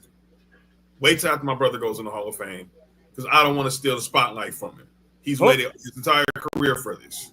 ESPN said, nah. Drop that news at 12 o'clock Pacific time. I'm like, all right, man. And then, yep, exactly. It's just like calling the dirt sheet. So this Travis guy, yeah, he just wasn't getting it. He was just really rude and blah blah blah. Like Booker T don't know how to deal with niggas. Get the fuck out of here. He probably wanted some more or wasn't rocking with some shit, and niggas got upset about it, and then they parted ways, which is their complete right. But let's just not act like he's the fucking. They're treating Travis with this shit the way like Logan Paul is actually perceived, and is in the past shown to be. True. But we don't talk about none of that. That's true. So, anything you want to add to the Travis Scott situation? I like that he smoked weed on Netflix, but after that, I could care less. I thought that was Sage. No, the Sage was at Elimination Chamber. That was that Sage, all right, for sure. Like the Sage was in the ring at Elimination Chamber though. When he was walking out with Jay, that was weed. The self-control that Jay had to not, you could tell he used to like he was like having to eat. Like, no, I could easily do without him. Yeah, facts. Big facts. Let's not make a break. I think I said it last week with our boys PT Jobbers. I think because Fiend had got so hot, 4x4 got so hot, that entrance was so hot.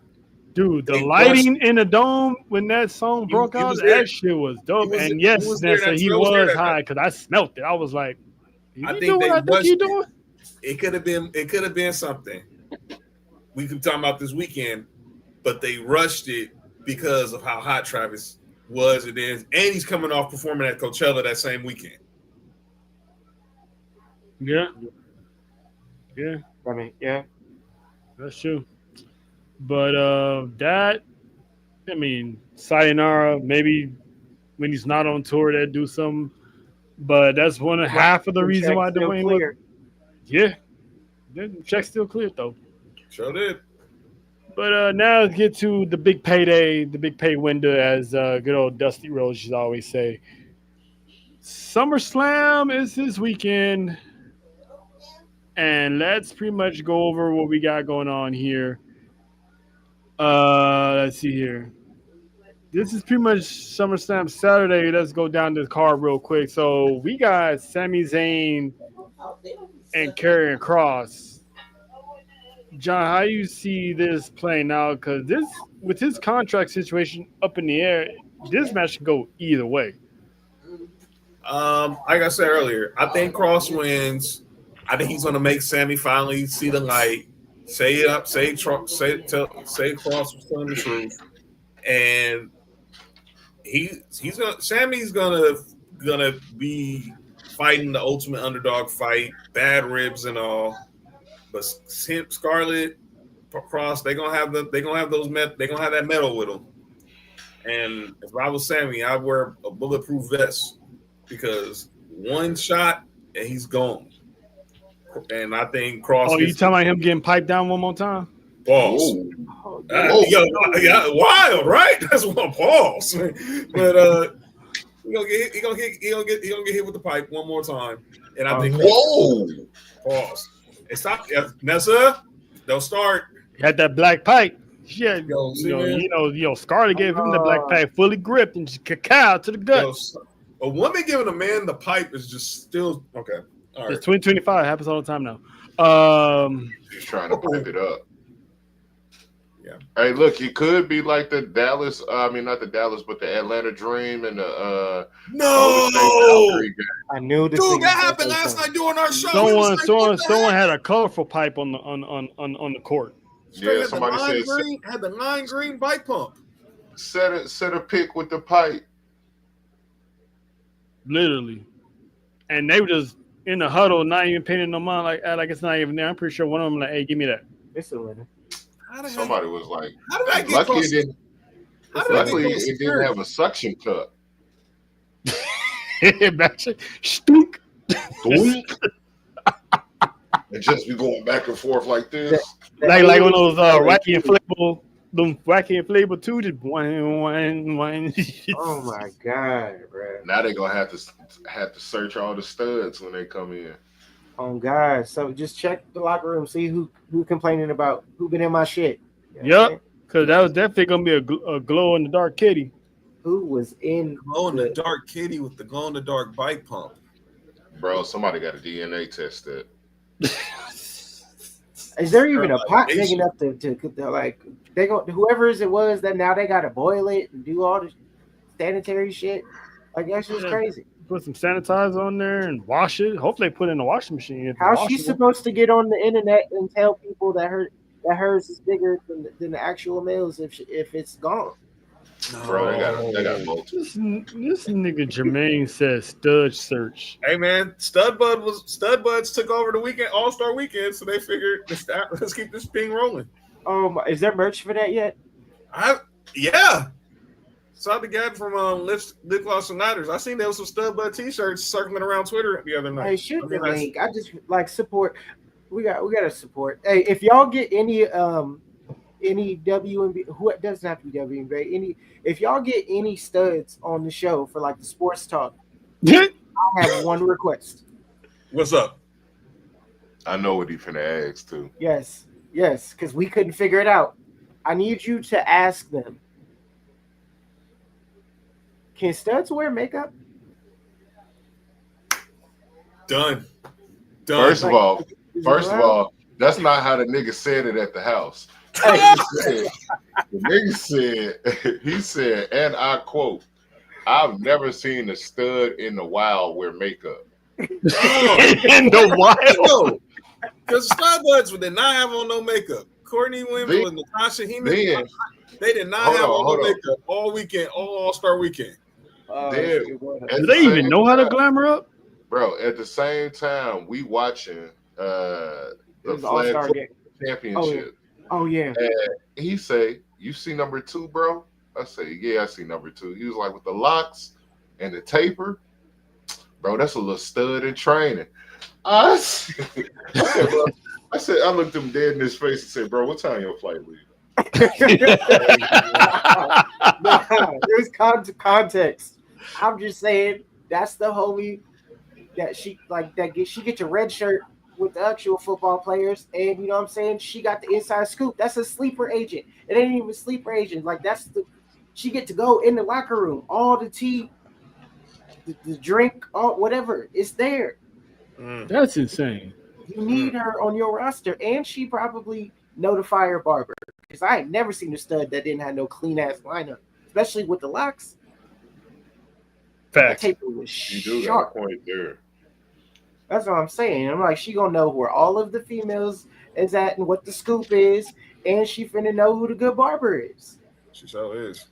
And tell the niggas back home, hey, go hit up boom, boom, boom, boom, boom, boom. Nice fade. Gives you a nice ass fade. Imagine taking hair advice from a stud. If a stud tells you, hey, bro, like, hey, nigga, go talk to her. She feeling you. Just she give you any kind of advice or any green light to just go for the situation. You like, it's go. It's green. Yeah. Shout out to the rubber gummy worm. Anyway. Yo. Anyway, Marty, your thoughts on this match? Who you got winning? Oh, for Sammy and Karrion Kross. Yeah. Sammy's losing. Sammy is going to take the L because, well, it'll get the internet more shit to say. Well, he was always going to sign because right now everybody's saying he going to be over here, go do this or blah. When he signs after he wins this match, now you can have Sammy be like, dude, you was right. And then that devil on your shoulder character that he's playing, like, you're giving credence to it. It makes Sammy more interesting and it gives Kross more, you know what I'm saying? More leeway to just be fucking dope, to go to a mid-card title and probably lose that too. Or him be the one to take it from Dom? I do want to see a follow-up from all those times we saw Dominic and Karrion Kross having conversations in the back. Dominic making it look like that he's better than Judgment Day, or that he could leave, or when the shit pop off with Liv or whatever. And then Dom not believing it, and then Judgment Day kicking Dom out, and then Kross being able to say, I was right again. Yep. Like, He's like, I told you, kid. Or maybe Dominic strikes first. And then Kross is still right. So is. That's all I'm saying. Kross is winning. Yeah, she ain't gonna seek help. John, your thoughts on who you think is gonna win that match? I got Kross. I think it's a wrap. I think Kross does it. He gets the moment. Big stage. I think this is his moment. I mean, he doesn't mind losing. I agree. I think they added this match the last minute. I just got the feeling this should be Kross's night. That's true. Sloan, who you got? I got Kross. I ain't going into no like analysis of why I think y'all all covered it. Sammy up out of here. Time to turn heel. Run with Kross for a little bit. Win tag team championships. Let's get it busting. Let's go. Oh, so apparently Nessa believes she don't need help.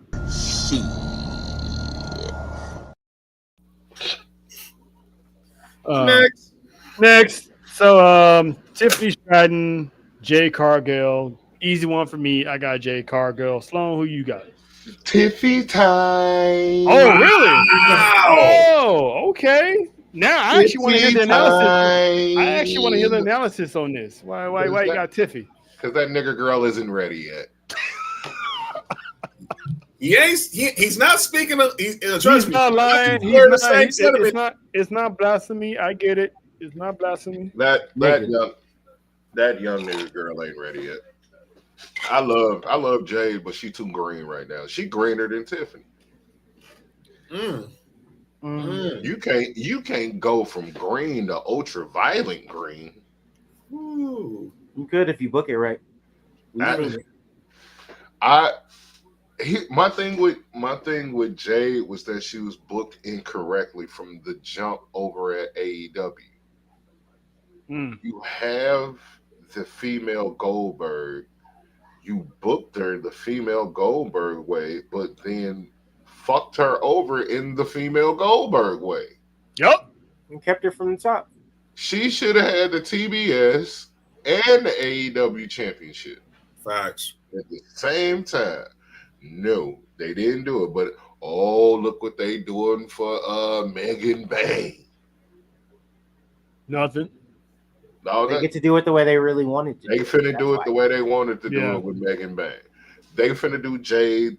They finna do Megan the way they should have did Jade, and you can already tell. I have fuck that, because I like Megan. I like Megan. I love Megan. Yeah, I too. I got my things about her. I think she's a transformer, but hey. She ain't, but it's still funny. Go ahead. Hey, look, she's not gonna beat those allegations with me. She's always got something around her neck, and anytime I see something always around a woman's neck, I'm gonna think you got an apple, dog. Just check her out on Instagram and OnlyFans. You'll see the difference. I don't go to OnlyFans. I'm a married man. I go to Twitter, and if it's not there, he said she got a third leg. That's crazy. Yeah, I don't know. Maybe she put her thing. Maybe she put her thing down, flipped it, and reversed it. No! I'm just saying. Ain't nobody searching that. If she is, she letting Joey Janela do it. Ew. If she is, it'll be the first one I'm going after. Because that woman is gorgeous to me.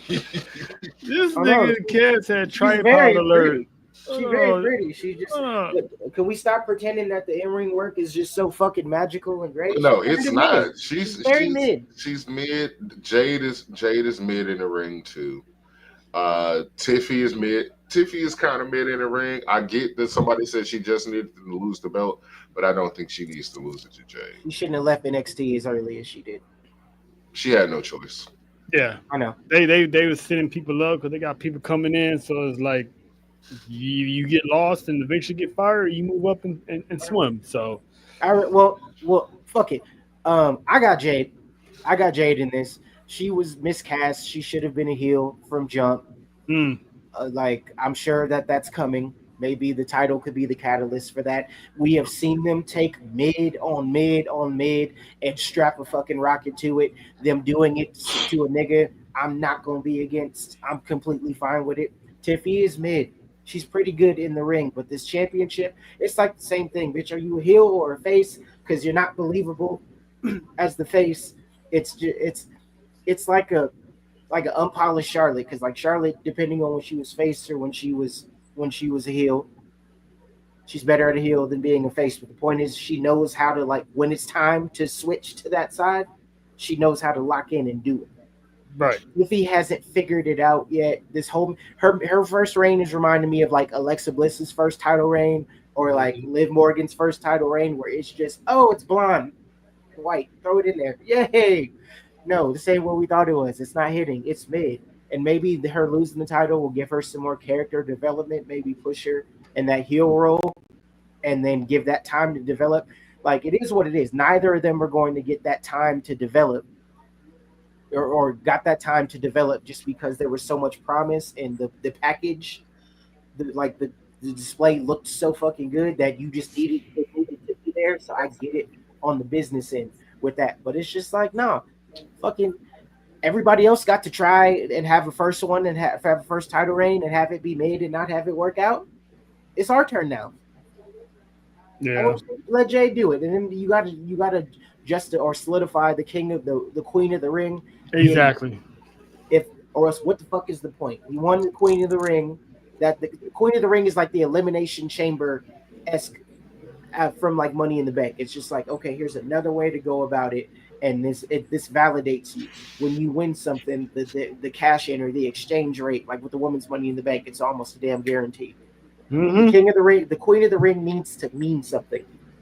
This is your way to do it, and let Jade sink or swim. It's just now she's getting a chance with the top title because over at the other place they wanted to keep her away from all they little golden girls, but they let a 12-year-old looking schoolgirl who weighs 16 pounds be champion, and we were supposed to believe that too, but that's neither here nor there. Shout out to Riho. Shout out to her too, but making her champion over fucking Jade was just crazy. It's crazy work, and now they're doing it with Megan because they got the action figure that they wanted because it looks a little bit more to what the description is. Yeah, I mean she's also doing what they chose not to do with Camille too. Oh yeah. And because Camille, and they probably got rid of her because she was probably calling motherfuckers on their shit. Yeah, she's still in catering. Yeah, I'm saying that's wasted potential over there with her too. She'll be over in the E at some point in time when that's ready to go. When they over there in catering, getting paid, you know what I'm saying, hundreds of thousands of millions of dollars. Good for them. All I'm saying is, if Jade has a run and it's mid or whatever, then whatever. She has her first run because everybody progressed. Alexa progressed, Liv progressed. Shit, Naya's first run was trash. Like all these people progressed as they got more opportunities and shots at the top. At least for me, I'm ready. It's our turn. I don't seen enough blondes win the championship, the good reign, mid reign, or whatever. Like it's our turn. Mm-hmm. John, who you got? I got Jade. I mean, now that Naomi's gone. I mean, what's the purpose? Y'all niggas voting with y'all color. No, I got Jade, and I think she look like everything Marty was saying. I mean, Nia. This is the second year that they had the Queen of the Ring. Obviously, be the winner gets a title shot at SummerSlam. Nia did it last year against Bayley. Let's have Jay do it this year against Tiffany Stratton. Tiffany Stratton had 200 days as champion. It's time. It's time's up. Time's up.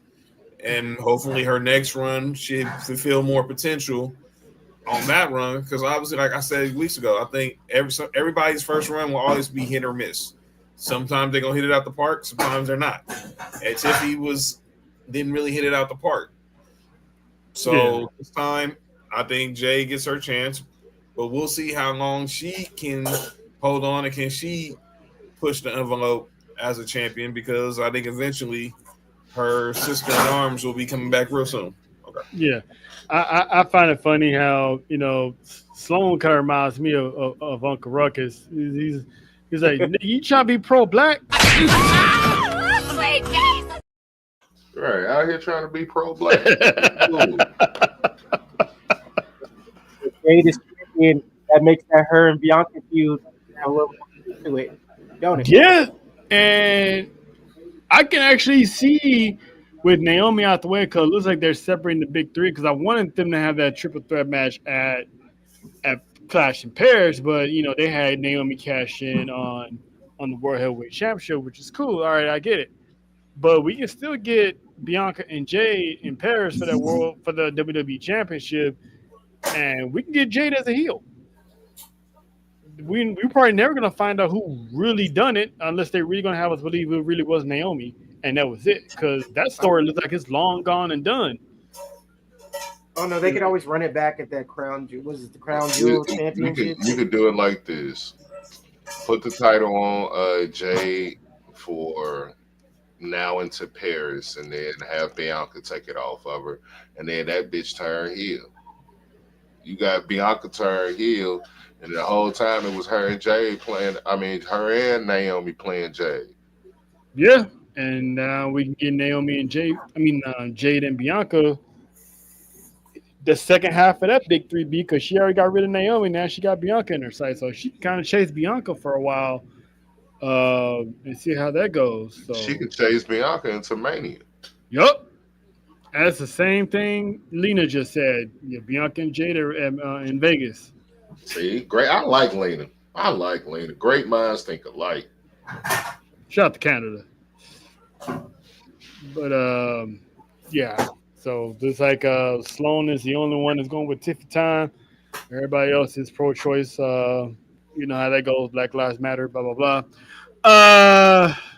Next we got Raquel and Roxanne Los Tejanas, Judgment Day, defending their tag team titles against Twisted Royalty of Alexa Bliss and Charlotte Flair.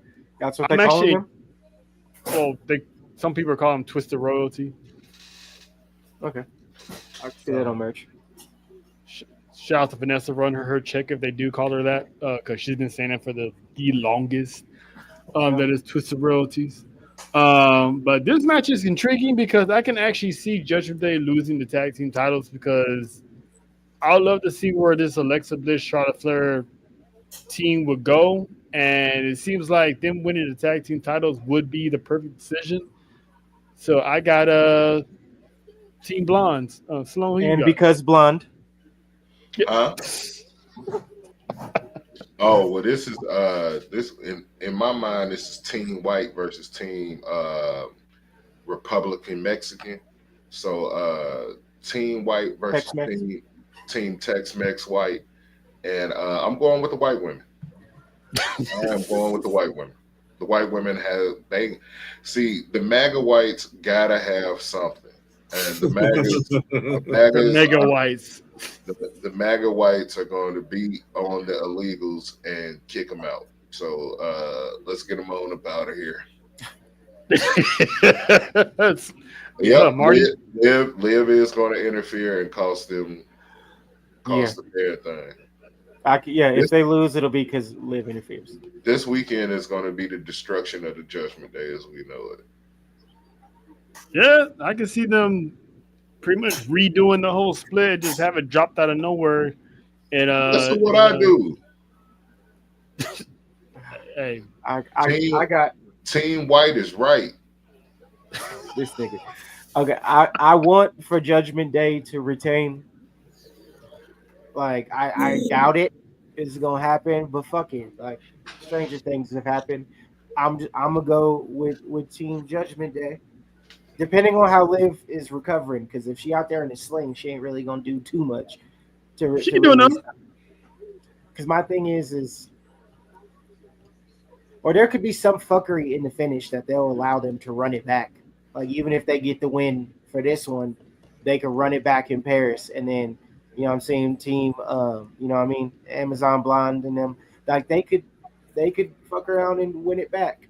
They'll probably end up winning, but I'm going with Roxanne and Raquel. And shout out to Raquel for finally getting a character.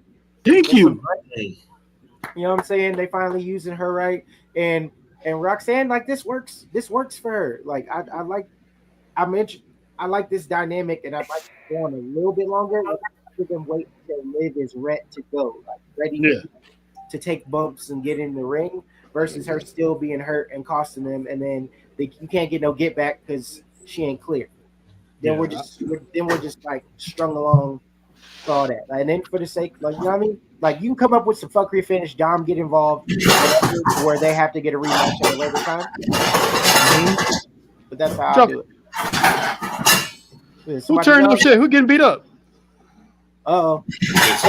Fans ran in your house like Gilbert Arenas. Yeah. Words of Marshall Matter, that was Mom's spaghetti. Oh, man. The fans are in there. Nessa, I can't get with no dose leche, none of that. That milk make my stomach hurt. That sweet milk. Yeah, she gonna have me having the farts all night. We drink. That's all we drink almond milk. John, your thoughts on this tag team match, man? Who you got coming out here? Tahanas or as Sloan calls them, the MAGA whites? Man, the illegals are the MAGA whites. He said, man. No, Team Tex-Mex. Let's go with that. Man, Team deported on this match, man, because I want to see Roxanne and Raquel get that spot at SummerSlam. I don't know how you not pay off all the allied by convenience talk with Charlotte Flair and Alexa Bliss. I do think it's not going to be a clean victory, though. If Liv is going to pull up back to her home state of Jersey. But it's like, what's she going to do? Like you say, is she in a sling, or is it that Dom is going to be there? And maybe somehow AJ pulls up or something before their match. Who? If AJ pulls up before their match Sunday, that gives Charlotte and Alexa little insurance if things get out of hand. I got the Blondes winning, but I'm not confident in it. But I'm really not confident in it. But I can see them running back in Paris. All right. That's what I'm saying. They could lose this match, and then as long as there's some fuckery, they could lose this match, and then you could rebuild it up with them bickering until, like, we was cool. We was not fucking with each other. Then we was like, it was all great. Then it didn't work out, and now we got more tension, and them have to. Can they work together? You know, WWE loves that. Can they coexist? Can they still coexist to get their rematch in Paris? And then it's just them arguing like cats and fucking dogs until Paris comes, and then they get their lick back. Yeah. All right. Well, we got another tag team match going on here. There's a lot of tag team matches on night 2. Randy Orton and Jelly Roll, aka RK Jelly, as some people. Listen, I can see marketing behind that. Where are they saying this? If you want to know who said that, just watch the Humble Rose podcast every Wednesday. There's a young woman there by the name of Nessa. She's the one that comes up with these names. She did. She showed it. Nessa. Time out. That's crazy. I kind of put her in time earlier, but you know what? That's crazy. That's cool. Come on, that's crazy. RK Jelly. She said she called Randy and Jelly Roll RK Jelly. RK Jelly. And then Lena calls them RK Roll. That sounds like a weed thing, but I like RK Roll. But like rock and roll kind of. I see the pun. Okay. Oh, Nessa, Marty's putting you in timeout for the RK Jelly name that you gave them. I just called them niggas Jello. Jello. There she go. There she go. RK Jelly. She's like, fuck the KY, get RK. You better not Photoshop none of that. I don't want to see them being R Jelly. No. RK Jelly. R Jelly. Just for that, I want them to lose. Hey!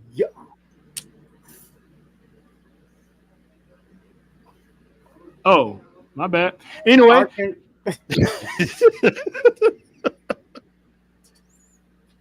Snake and an Ozempic man. No, that's Kev. Coming to a Dollar Tree. Oh my God. They're going to be handing out little hand sanitizers at SummerSlam. A lot of wrestling fans don't wear deodorant and wash their hands. Seriously, what's up with that, man? You going out? No, that's a real thing. Because I was in Allegiant this year, and I'm like, we are at the sink. I can see behind me that y'all left did your business and just walked straight out the fucking bathroom. Disgusting. That is nasty. Now I seen a bunch of that shit. Like when Lynch decided to show up, that was when I took my bathroom break. And I remember during that time, I've seen a lot of y'all not washing y'all fucking hands. So if it's RK Jelly hand sanitizer, hand that shit out, because y'all niggas is nasty. Yeah. Who you got winning, Marty? I don't. It's like I want Drew to do well, but I don't want Logan to do well. I see what you got. I see what you're doing there. You know what I'm saying? Yeah. And like Randy's one of my like all-time favorites, but this Jelly Roll shit, like I just like it's cool. Just like be a special guest at the ring, and you know what I mean, do your spot and help Randy. Like that would have been cool. Why is it? Why do we need this? Like we're pivoting extra because of the Travis shit. That's where I'm just like I don't. Care. It's almost like I don't give a fuck who wins, but if I just got to pick, I'm gonna go like Randy. Randy's like my guy, like one of my guys. So like, yeah. For the sake of it, but either way, it's just like I want one to win and one to lose on both teams. All right. Slow. Drew McIntyre and Logan Paul. Team Real White. They are white as hell. Team Anglo. Team Wasp. Anglo-Saxons. White American. White Anglo-Saxon people. White Anglo-Saxons is a White Anglo-Saxon. Goddamn. Y'all don't even know. Hold on. Y'all don't even know. Wait a minute. Those two great white men right there playing with those other below Jelly Roll. He looked like an extra sketch of all those cartoons on his face. He gonna say that Randy looked Puerto Rican. Randy Orton, he looked Puerto Rican. And you got you a great white man and Logan Paul right there. That's a great white man. He brought himself up from his bootstraps. He didn't tie the shoes up straight. And I'm gonna tell you this right now, brother. He is a great American man from Central Ohio. He's going to say Central Arkansas like he was Scotty Pippen. I thought it was Scotty Pippen for a second. But he's a great white from Central Ohio. And then you got Drew McIntyre. He's from all the way over there. He wears a skirt. And he played with the bagpipes. I'm going with Drew McIntyre and Logan Paul. they ain't done me wrong. John. I don't know how do I follow that, but I guess I'm going Randy. I'm going Randy. I don't know how you follow that, man. How do I follow that? But I guess I'm going with Randy. I'm going with Randy and Joey just because. You can't come. I'm a Drew guy. Like I said, I'm a Drew guy. So I hate seeing him with Logan. But I mean, let's just like Mark said, let's get this match. Let's not make this match long-winded. Let Jelly Roll do a couple of spots. Don't make Kevin Owens and Jacob Fatu look bad. And get in there, get your spot. Let Randy RKO both of them to back to Brick City, and then let's get the heck out of here. All right. Gunther and CM Punk.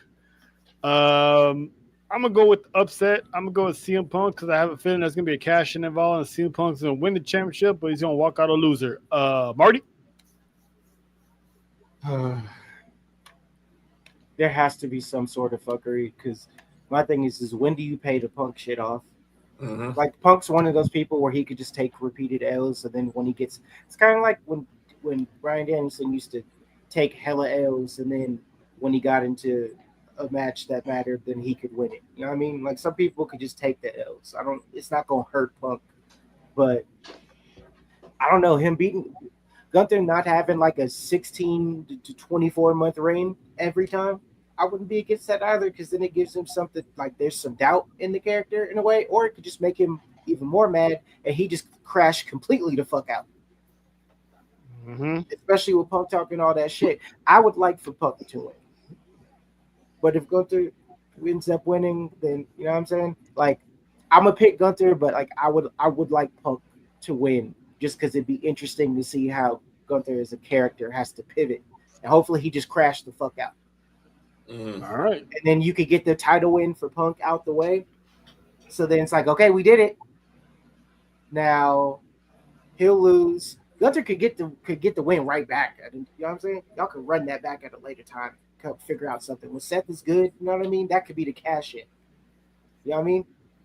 Yeah. Gunther gets a rematch against Punk, and right when he's about to take or is about to get the win, then it probably would have been what it would have been if Seth didn't get hurt. He'll cash in on Punk just to be a dick. Yeah. I mean, I can see that. John, who you got? I'm going with Punk, but I'm really trying to wonder. My heart is telling me this may. How do you have this match if you're gonna have a cash in? The lasting image you want to see of SummerSlam Saturday is Seth Rollins holding the World Heavyweight title. So that would mean to me you got to find a way to space out Roman and Jay versus Braun. So if this match is the main event, I'm opening up with Roman and Jay versus Braun and Braun. Because if there is going to be a cash in, they're going to need to get their juice back and go out there and just clean house on Uncle Phil. Yeah. But if it's not going to be a cash in, I'm opening up with this match, and I'm opening up with this one. And Punk gets the title. But Monday night in Brooklyn, watch your freaking back. Oh yeah. Has he had surgery yet? Do we even know what's going on with that? Or he's not yet. No, nothing yet because he's still. I mean, everything's under wraps, like I said it should be. Like you said, only thing we know he was seen on crutches. He said on Rich Eisen's show he needs to have another MRI because it's still not a swelling. So we haven't heard anything. He's been MIA. But if we hear burning down in Jersey this weekend, MetLife Stadium is going to be cheering louder than when the Giants ever won a Super Bowl. We don't need to talk about that. Oh, my bad. Oh, damn. My bad, dog. You a Patriots fan? Yes, I totally forgot. My bad, dog. My bad. Marty's going to be on two-a-days on Tuesday. My bad. Wow, that dude's a Patriots fan? That is crazy. But he's a fellow Heat fan, he's a fellow Heat fan like you, though. Hey, that's basketball, though. Yeah. He got good taste in basketball. There's a lot of rings on this side on the football side. Yeah, that's true. I can't say that. That's true. That's true. I'm fortunately enough one of the fan bases can say we actually got one, so I'm happy with the one. So respect to the six. Respect to the six. So that's cool. Sloan, you got winning CM Punk or that white man from Austria? I got the white American. Which one? Oh, the actual white American. All right. The actual white American. I got Chicago made Punk. I'm a big CM Punk fan, being from Chicago. I ain't got nothing else to say. I think Gunther is great, but I'm tired of seeing him with a belt. Yeah. Maybe Seth Rollins would be the savior that we think he is. Because, like I said, I called it from the beginning. Keep all his business on the wraps. I don't want to see him nowhere. I don't want to see him doing this. I want to hear updates. And so far, we haven't heard Jack since he hosted the Rich Eisen show a few weeks ago. Yeah, it's been quiet. Like not even the insiders are saying anything about it on the internet. I haven't seen anything. It's mute. It's clear mute. Which is an indication that he's on his way. Yeah, give me the actual white. All right. And then they probably might close the show with this, but I'm with John. The CM Punk Gunther most likely should be the main event. So this might be the co-main event or somewhere in the middle, but I doubt if Roman Reigns actually opens the show. I actually would be shocked. But I think they'll be in the lower card because they're trying to push Bronson Reed and, more importantly, Braun Breaker. So you gotta open. They have to open. Yeah, got to find some space. You gonna cash in is in the script. Yeah, and if they do open and there's a cash in attempt, that theory of Roman Reigns screwing over that cash in could still come into play. Never mind. I'm gonna just shut the fuck up and just let them open. Let them do what they're gonna do. So Bloodline versus Team Braun, and that's the name that CM Punk gave them, and that's the name it's gonna be. Team Braun versus the Bloodline. I'm gonna go with. Surprisingly, I'm gonna go with Team Braun because they need this win. Sloan, who you got? I'm literally going with everybody on the right. So the Browns. Let's just go with all the Browns. Let's go with everybody on the right hand side. He literally picked everybody on that right hand side. I did it on purpose too. Except Tiffany. Except for Tiffany. He went left for the blonde. Got you. Yeah. I love me a blonde. A natural blonde, brother. Look here, I got Drew and not Drew. I got the Browns. And they're gonna put both of them Samoan cousins on the shelf for a while. Yeah, that actually would be pretty good. You ain't gonna see Roman until after SummerSlam. After Survivor Series. He probably be there for Survivor Series. That'll be the next time you see that nigga after this weekend. I believe it because I think that's what happened the last time. John, who you picking? I'm going with OTC and main event and the Yeet Man. T Sports for you wrestling. I see you. I see what you right. did there. You know what it is. I'm going with the brand. I'm going with the Usos.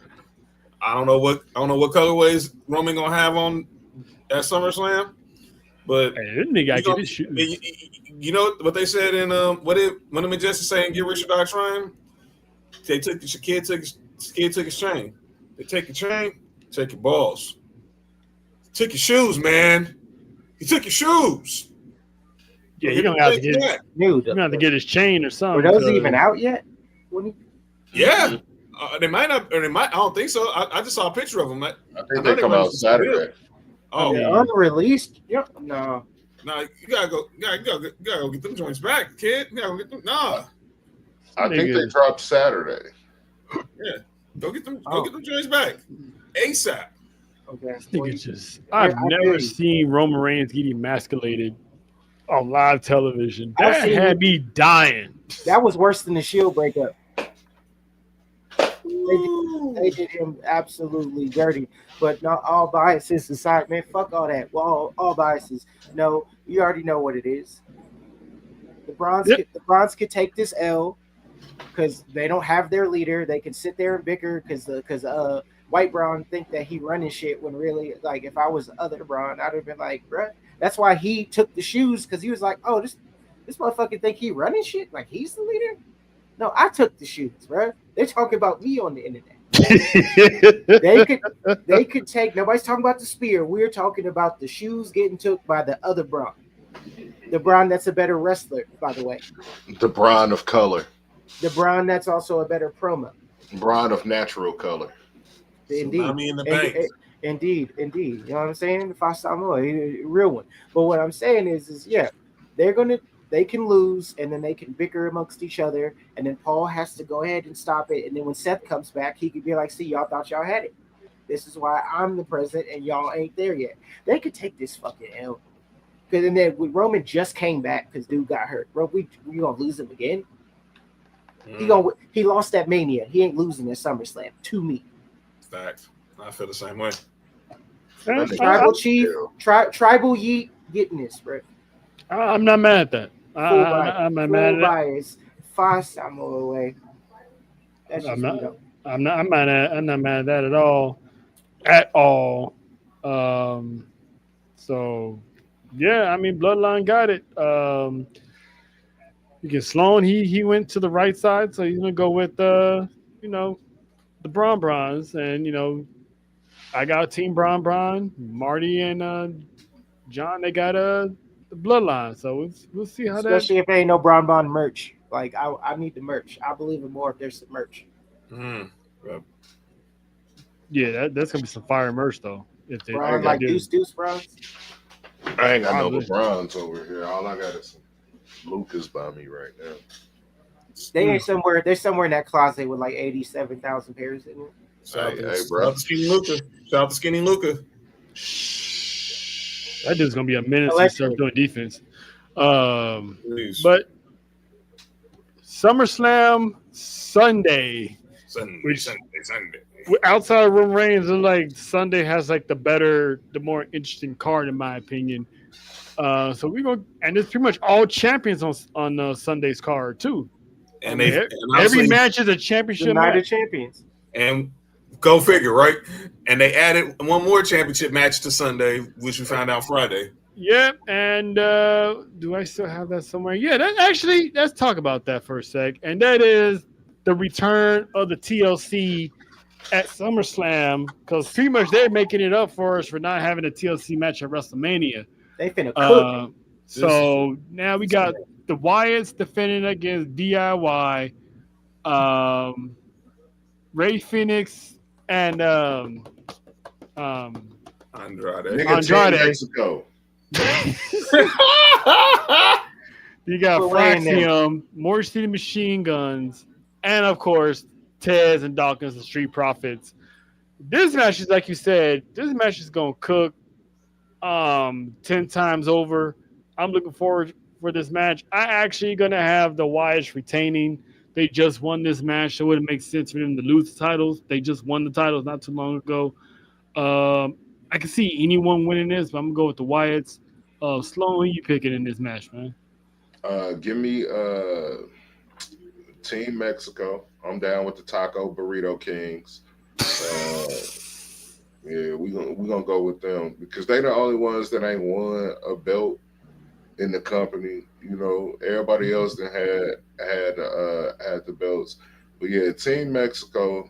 I'm going with Team Mexico for real. I want to go with Team Nigga, but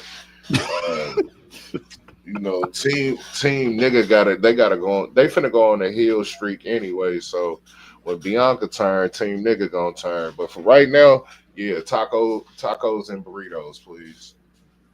Team Mexico. That shit is hilarious. Ice can't fuck with them.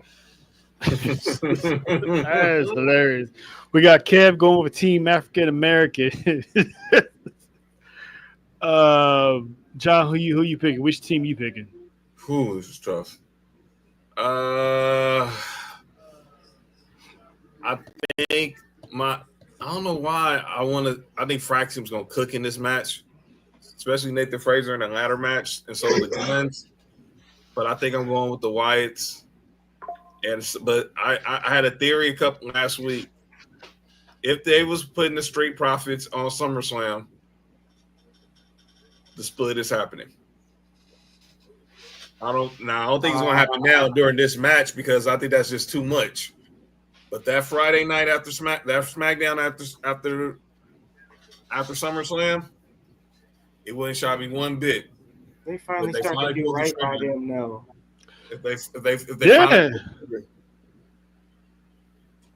finally pulled the trigger and Tess said, you know what, I'm done. But all this time there was talking about we need to change. They should have pulled the trigger then. Now when they finally, win the tag team titles, they got a whole new edge. I went Marty, like now they want to do it. You missed the boat. You missed the boat on that. They missed the boat on that. And then because my thing is too, if they remove them, that's one less tag team that the SmackDown division has, and that's one of your top tier and most entertaining tag teams. Just for the sake of like stretching that shit out and being able to cook till Mania, like Luke, I can see the Profits getting it back. I can see them getting it back. It's splitting them up right now, like right now though. Okay, Joey Swole. Make sure that matches, and they gotta make sure that matches is at nighttime because I'm like this. When I think about when Bray Wyatt took on the Undertaker at 31, I was there. It was seeing some of the Fireflies during the day. I was there, and we were all upset, but I mean, we still had the phones out. Yeah, daytime or like with stick. Yeah, it was. It was dusk. I mean, it's like 5:00 in the afternoon in Frisco that day. I mean, come on, man. I mean, it was foggy, but like it got foggy, but it just didn't hit. It didn't hit the same. You need all them cameras flashing when somebody jumps off and does something crazy. Like I remember the Money in the Bank matches at Mania. They would always be like later on in the card. Like my thing is like this could be the. It either has if it doesn't open, it needs to be in the middle of the show because you need like it could be the co-main event. Because obviously the tag card starts at 6. Well, close to the co-main event, maybe like third match from the end. It's got to be set between the first and third match if it's going to do that, depending on how they go in the show. To be honest, I can see them opening the show with it. That'll be fire. I mean, all the matches are championship matches. I can see them opening. Don't open it with it. Put it somewhere. I need to see. You got to have the Wyatts. Got to give the Wyatts that entrance and that entrance. But they can lose the titles. The Wyatts can lose and be okay. Because you know what I mean. It's like when Bray was champion. It was just like the gimmick does not meet the belt. It's icing on the cake, but it don't make it hit any different. Yeah, that's true. So next item up for bids here, we got the Intercontinental Championship match. Dirty Dominic Mysterio defending against AJ Styles. Build up to this has been hilarious because AJ Styles dressed up as a janitor, dressed up as a medic. I mean, the man's been stalking Dominic Mysterio as a valet person, and he even prayed to God for him to be cleared, and Dominic was trying to pray back like don't listen, and AJ's like don't listen to him. Thank you. So I'm looking forward to this match. I'm gonna pick AJ because I got AJ winning, but I would not be surprised if Dom adds AJ Styles to his title defense because that actually would be a big win for Dominic, especially heading to Mexico. He might head to Mexico with some momentum that might carry him into being a double champion. And, man, if that happens, the IWC would never be the same again. Dirty dump. Let alone all shows that's in the CCN would never be the same again. So, Mario, it's safe to say you got I got Dirty Dump. You got Dirty Dom Mysterio. All right, Sloan, This is gonna be an interesting one. Who you got? Yeah, baby, we going with Team Mexico, baby. We staying with Team Mexico, baby. Yeah, Dominic Mysterio. Yeah, we got to get Alan James. You got to go, brother. You got to go. We going with Dominic. Bro, you just called this dude a thought last week. Now you going? Now you picking him? You know what he said? Dominic. Thought. Nigga, Hey. Look, chicken nuggets and a video game. No. Father Nick Mysterio? Hey, somebody call Mysterio. Hey, that's funny because on Saturday he's going for the whites, and on Sunday he's going for the Mexican.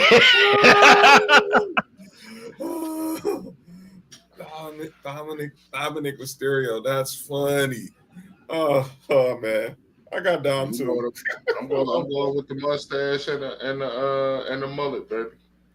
All right. He's so proud. And he's so he need a T-shirt that says mustache, mullets, and muffs.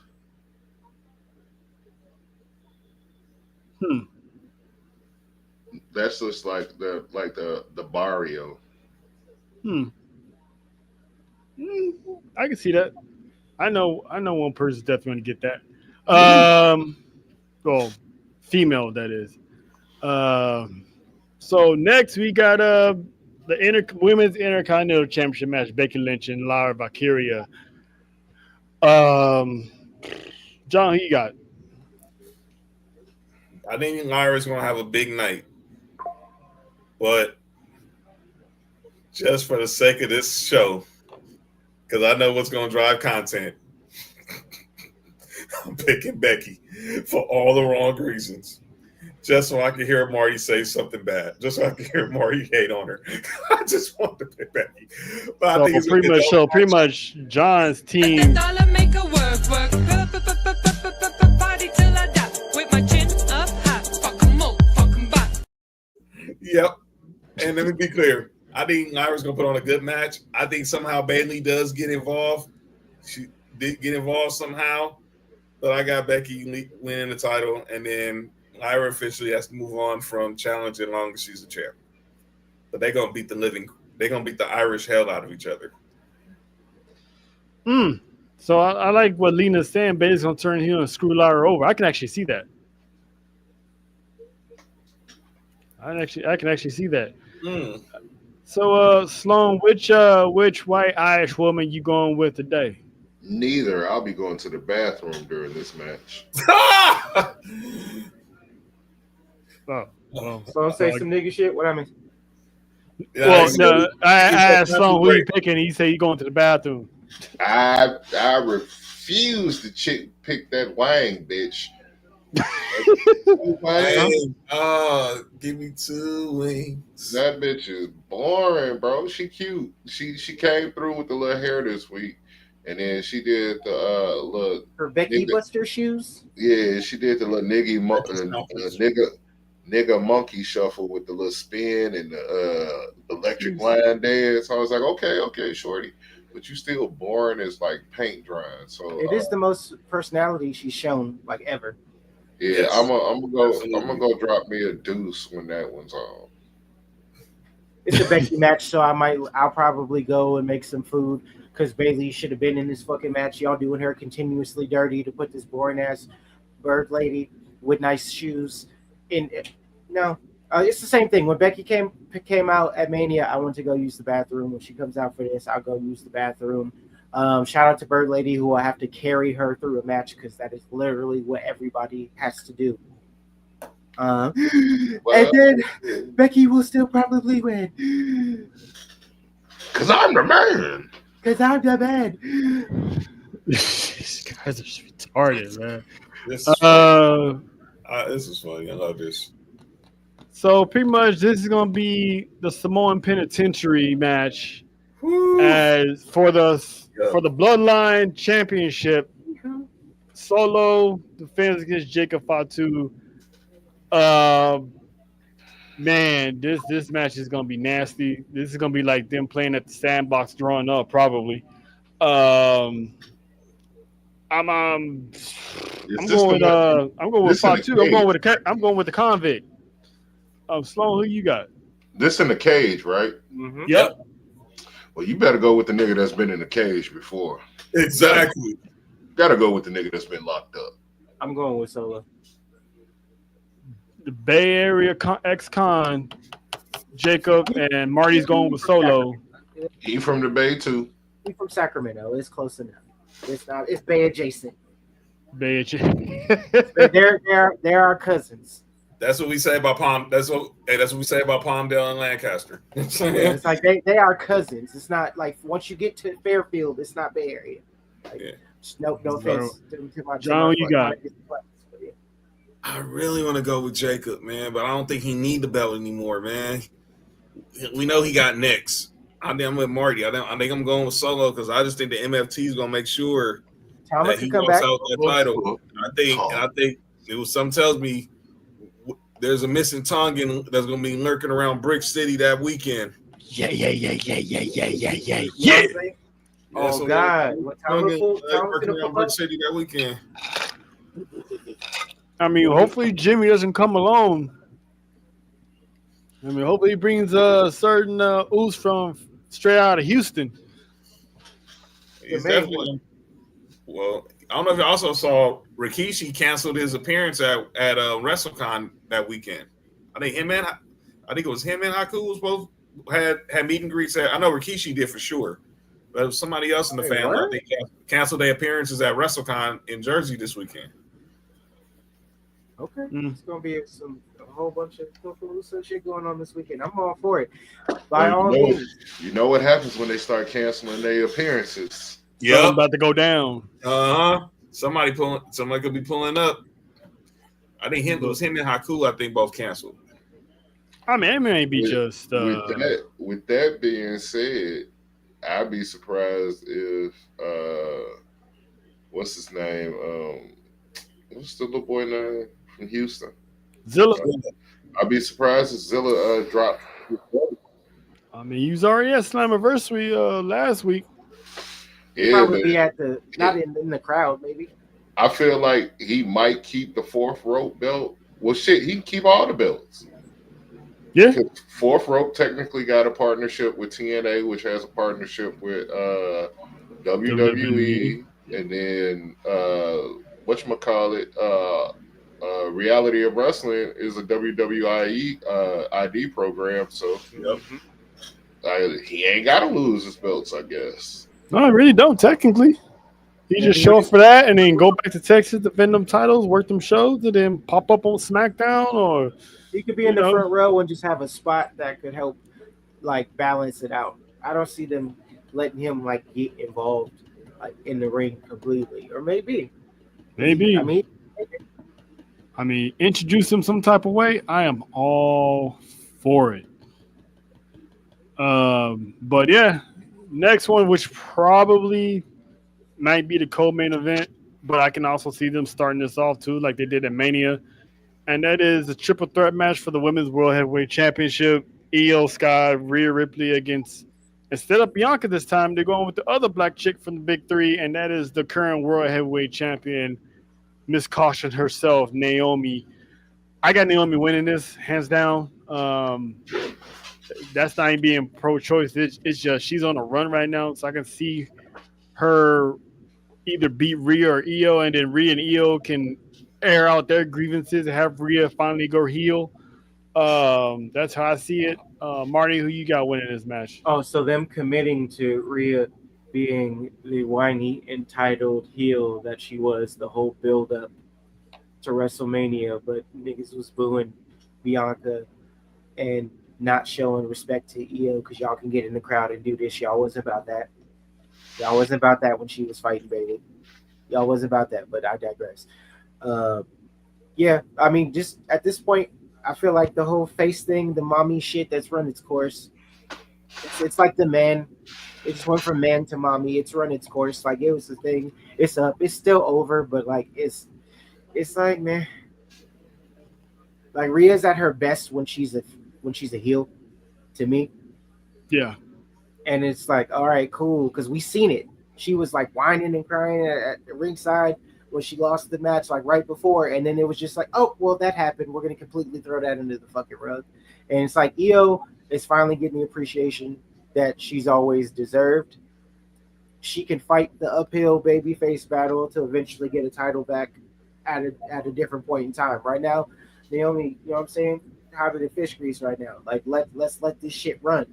Not only did you justify the do right by Naomi hashtags and all the other shit, she went to the other place, came back, and then y'all put her right back to where she was to then help her pivot into this character that's just cooking right now.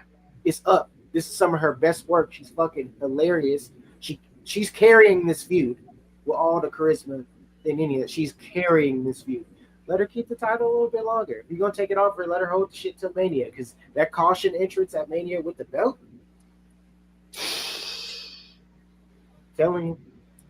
I'm telling you, or is Mystical? He ain't locked up no more, right? He needs to do Danger. Like that'll be the open. Have him just do the first verse, or like the hook. You know Danger. the flow. Yeah, it's like Danger, caution. You know what I'm saying? The caution right here. You know what I'm saying? I'm telling you, that would be fire. I'll write a verse too. Like, let me know. Like, y'all, WWE, holla at me. Let me know. I got y'all. Yeah, he did wonders with Becky. He can do actual good work with Naomi. Sloan, you got it. I'm going with the nigga. Okay. He didn't pick the white. I said it when this match was announced. We did our Tribal Wars on Monday Night Raw watch-alongs. I was like, it was WrestleMania, but this time the sister's walking out with the gold. It's Naomi and EO still, but I think EO's going to be still who we're going to be talking about. Is going to be the MVP of the match, but Naomi is she's going to heal this match and win this match. 100%. All right, and then last but not least, we got the franchise versus the quarterback, John Cena, Cody Rhodes, WWE Championship.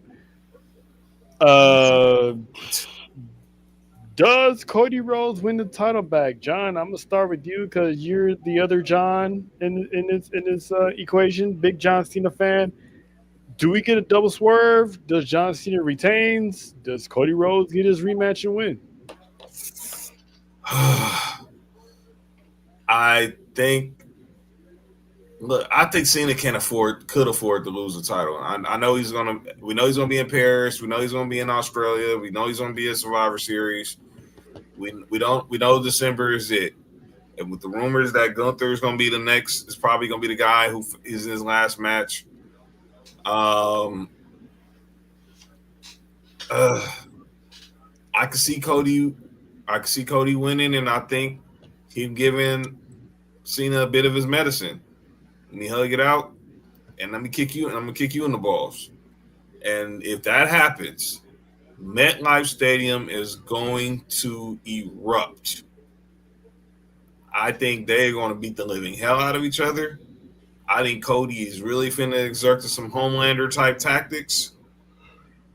And next thing you know, he's gonna get that 1, 2, 3 on Cena. And I think and then we'll see what happens with Cena from there. I just don't see the heel thing as much as me being a Cena guy going all the way through December. We're seeing too many cracks in the foundation. I love you too, Lena. I'm sorry. Sloan, which babyface white man you gonna pick? I'm going with the white Latino. It's Cody. Absolutely not. Jonathan Cena. I'm going with Jonathan Cena. Jonathan Cena. The nigga last name is Denner, so I'm going with the nigga because he finna eat. See what you did there. Nice, right there. You see what I nice did right wordplay. Nice wordplay. Bars. McFly. Who's gonna be flying high on after Sunday? No, it's gonna be. I'm going with Cena. Like, unless you're gonna turn Cody heel, him winning just does nothing. It's just him getting the title back, and then we stuck in the same vortex of like nothing and no credible like challengers. with that. Like, he doesn't, unless you are going to do the heel turn or the close. We're going to get close with it like we did with Rhea. I don't see it happening. John Cena, his heel the turn isn't working. I'm like, no, he's doing what he's supposed to do. It's just the other shit. I mean, y'all, they changed some shit up in the beginning, and the people that he's went against just weren't able to kind of match that. People haven't seen him be heels since like 03, 04. So like, people don't necessarily know. I could totally see him running this heel shit through all the way through December, and then when we know it's done, he'll stand up, get his 20-minute standing ovation, take a bow, and then give his farewell on Raw, and then it'd be a whole dedication show. Like, it's December right there. They'd be like, we're gonna negate all this shit just so we can turn him heel. It's like, no, it's cool to cheer the bad guys. It is. It's gonna happen either way. Keep him where he's at. Keep this heel shit going. Give him more reason to talk shit. If Gunther loses, then he can pivot to Cena and be the person to take him out, if that's where they're supposed to be going. All right. I 100% agree with that. And that's pretty much wraps up the Survivor Series previews and predictions. Everybody in the comments, appreciate y'all for giving y'all, y'all picks on who's going to win or not. So now we're going to go to, it's time to wrap this up. So it's time to go to our final 2 segments of the night. First segment up is something that we see some going on that makes no goddamn sense, or people should be ashamed of themselves. We always like to ask them, is this what we're doing? Like, what's going on here? Why is this happening? So I'm gonna let John kick this off. John, is there anybody you want to confront, or any group of people you want to confront? Yeah, IWC, please chill out with the card. I know what some people are saying. I know we're not getting Julia. Our boys from Backstage Raw, they pretty much said this. We got to get in Women's United States title. I know we're not getting LA Knight and blah, blah. But tell me a match you're taking off. That's my question. If you're going to take off, I'm an LA Knight fan. If you're going to take LA Knight, if you're going to put LA Knight on SummerSlam, who are you taking off? And we can't blame everything on Logan and the Jelly Roll. That's one match.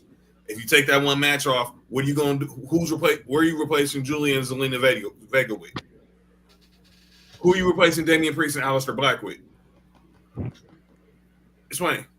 It'll be SmackDown the night. It'll be on Friday. So many feuds. It's not going to fit the pay-per-view. It's like what they did on Raw. It's like what they did. There was no Raw tag. There was no like they did that on the Go Home show. That's what we did. The Go Home show. Zelina Vega and Julia will be on the Go Home show. They already announced Damian Priest and Aleister Black's going to be on the Go Home show. Or they could do that shit in Paris. Yeah, exactly. We got 3 weeks until we get to Paris. This is what we're doing is the Michael Rappaport. Oh. So Michael Rappaport went on his pod and he was calling out people who were going at Hulk Hogan, who were going at Hulk Hogan after his death. So you can't be talking about the Hulkster like that, blah blah blah. Tell him why. Because apparently Michael Rappaport thinks Hulk Hogan didn't do anything wrong in society. He also said he apologized and he didn't care what he said. Michael Rappaport did not know that Hulk Hogan had these racial remarks literally 10 years ago to the day he died. Karma's a bitch. Huh? 10 years to the day that tape came out of him dropping the N-bomb. But Michael Rappaport said he never knew that. You gotta be kidding me, man.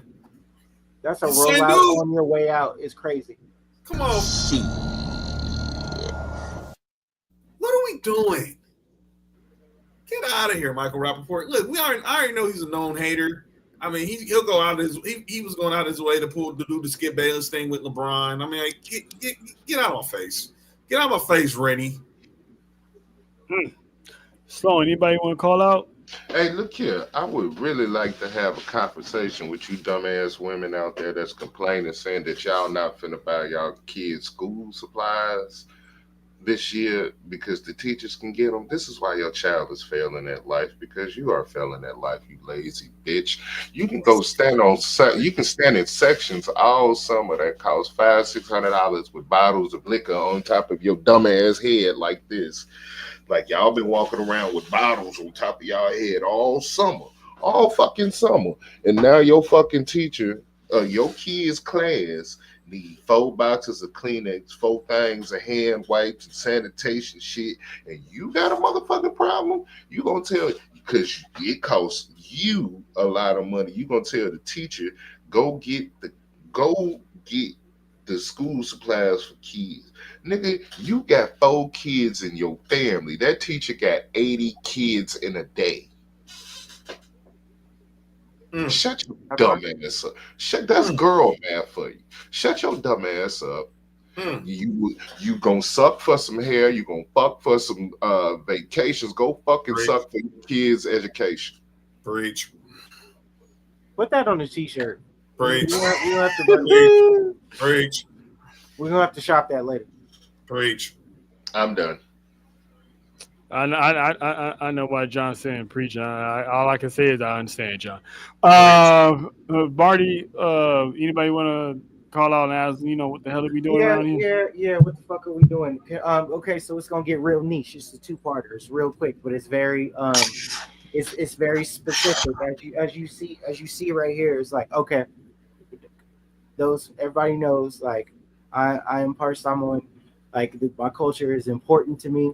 There's 2 things. As wrestling fans, like, I get it, y'all. I get it, and I get that y'all are fans. I just need, for wherever y'all are getting your ulafalas from, wherever you like, and I hope it ain't Etsy. I hope it, what I'm saying, wherever you're getting them from, I need you to ask these people what that means.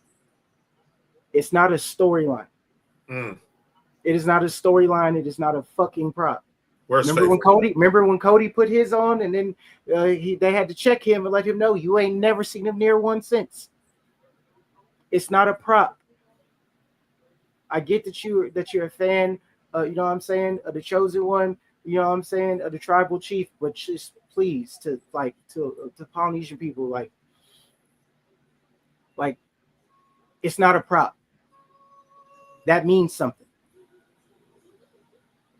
To be a chief, to like what the responsibility, the honor that is, and I'm speaking to somebody who has one and is given that responsibility myself. It's not a fucking prop, and if you're gonna wear it, just do your Googles, nigga, and you know what I'm saying, or talk to your closest Polynesian person, Samoan person, and ask about it, ask about what it means and its importance. And just know that when you got it on, to be respectful and don't just toss the shit somewhere with your wrestling merch or whatever. Hey, you know what I'm saying? Like, you're fucking with people's culture and you're not understanding the importance of it, and you look fucking stupid, and it's very insulting.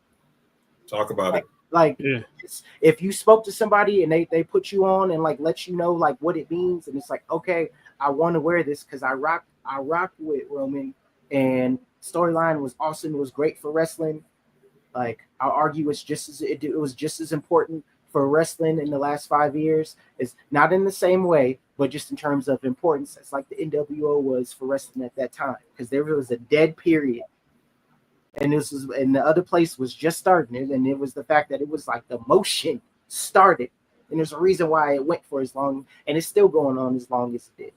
Mm-hmm. Not only is it a fucking storyline, like, it's a storyline, but it's like, it's also people letting you in to the culture and to our culture, and you understanding what the fuck this shit means. It's not a fucking prop, and some of y'all look stupid, and if you are gonna get one, spend the money. These are handmade, these are hand painted. It ain't a fucking necklace.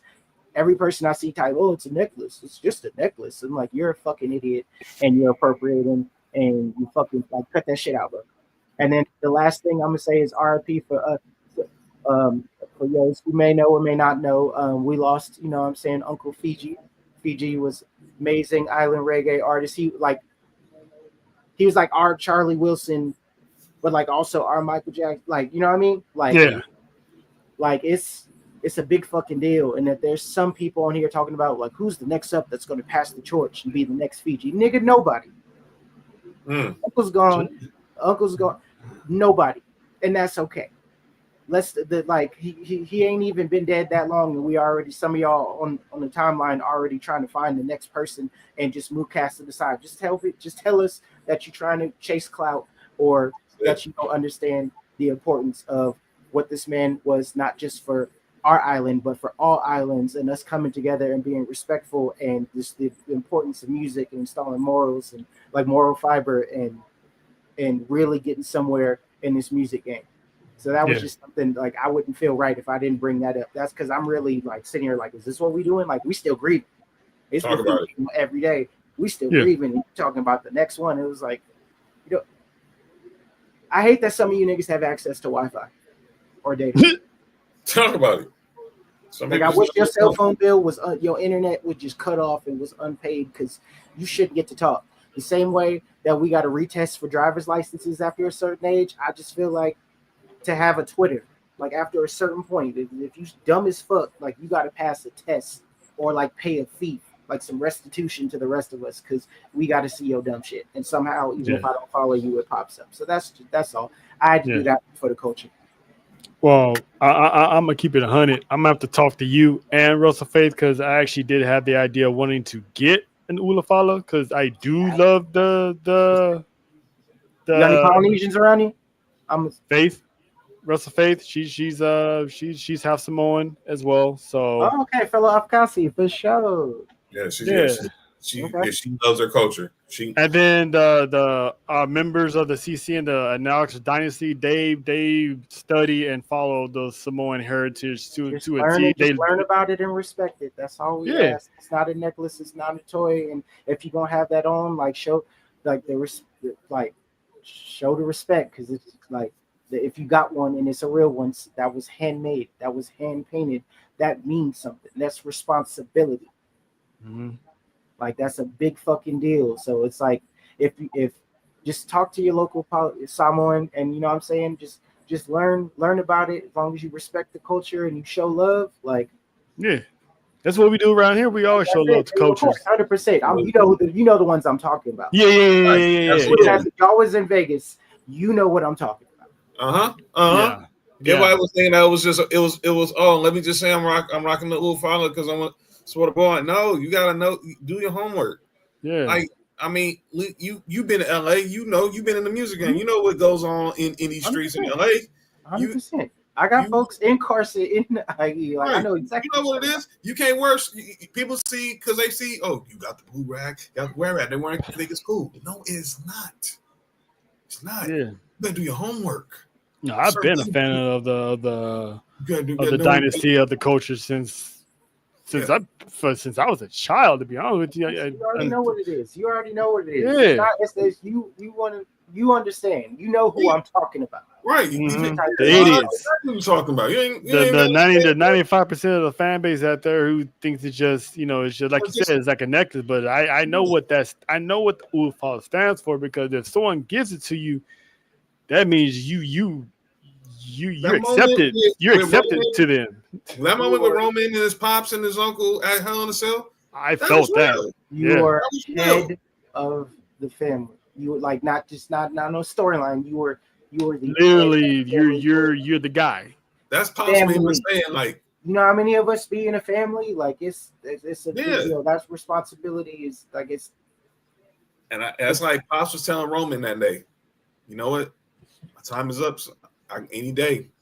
But now I know the family's in good hands. If I was to go tomorrow, I know the family's in good hands with you. You see how everybody eating? And the family was in good hands because of Roman. Yeah? He's like what he said. He said, if nobody's eating besides me from this bloodline, then I'm not doing my job. Yeah, and he made sure the Usos plate got bigger. Solo's plate's eating. I mean, Jacob's eating. You know what I'm saying? Tona's are eating. Eventually, Zilla's gonna be eating. So it's like he's the alpha. He's the high chief, Peter Marvey. He's the one now being the patriarch, because at one time, Dwayne was the head of the table, so to speak. Yeah, you got Roman eating, and now Roman's taking the mantle. So it depends who's next. in line to be the future head of that. No, it's not a prop. That's all I'm asking. Yeah. Just know that it's not a prop and respect it, because the way that you. some of y'all activate and the way some of y'all move, it's like that will get you fucked up in real life. Tell about it. I said out here in LA, you come out here, you wear certain colors out here, you better know better know where you're going. Because you put that stuff in, like if they come out here wearing a Ugalfala and Carson, they ain't making it past the 405. It ain't making so much. There's Samoan Crips that, you know what I'm saying? Like it's just saying it goes beyond that. I just want the wrestling fans that call that shit a necklace and that just throw the shit on and just have no respect or other than the fact that he wear it and no understanding. My thing is, like, when you go learn about other people's cultures, it's the same way that it's like, okay, when you see people with tribal tattoos, it's just like, did you get it because you thought it was cool? Or did you like grow up around polys? Did you play football or like a sport? Did you grow up around somebody? Do you know that these patterns, these things mean something? It ain't just a design. Like, do you represent that design? You know, like, amen. Yeah. I'm just saying, put respect on the culture. That's all I ask. Put respect on the culture. Powerful message. Powerful message. Thank you. Powerful. And let there be a lesson to all you out there. It's in the game. Chitty bang bang. All right. And that last segment is one of my favorite segments. Is we like to show love to the people in the IWC or our fellow podcasters or fellow pro wrestlers out there that are doing something good in the world. And that is we like to call, which is ironically, we have to give their roses, their acknowledgement, their ulafala, so to speak, respectfully, of course. We'd like to call it, we acknowledge. So for me, I want to send a belated birthday shout out, 35th birthday shout out to one Angelo Dawkins of the Street Profits, who celebrated his birthday by throwing out the first pitch at the Guardians game this past week. So Made shout that out to nigga him. stand in the front during that bullshit 10-bell salute too. It was his birthday. That's crazy. Yeah. I mean, when you're at the top, you stand in the front of the line. Nah, because what was it? Bailey and them, she was like, no, everyone who has an ethnicity was not smiling. They had that look like, man, I really don't want to stand here. But I'm just here so I don't get fired. Only game NXT last night. Jada Parker, Kalani Jordan, front center. But you know they felt uncomfortable. Jacob Fatu was like, man, fuck this nigga, man. I'd have got in trouble. No, because John and Marty and Trail are on my list for this is what we doing. No, you on timeout. No, this is what we doing. You staying on timeout. Now relax. I was gonna let you out at timeout. I was gonna let you out. Nah, I didn't make no list. Nah, you know what? Why she's not trusted, and she knows why she ain't trusted. Right. So she can stay in the corner. Being irresponsible. She can stay in the corner. One day at a time. That's it. Get out of jail free card. Yeah. This is when she wants to get out of jail free card. This is gonna be the look she gonna be having. Like, help me. Hey, put that on the shirt. Put that on the shirt, underdog. Like, help me. Nah, you broke a promise, so you stay in timeout. Yeah, I got Angelo Dawkins, and my second one is salute to.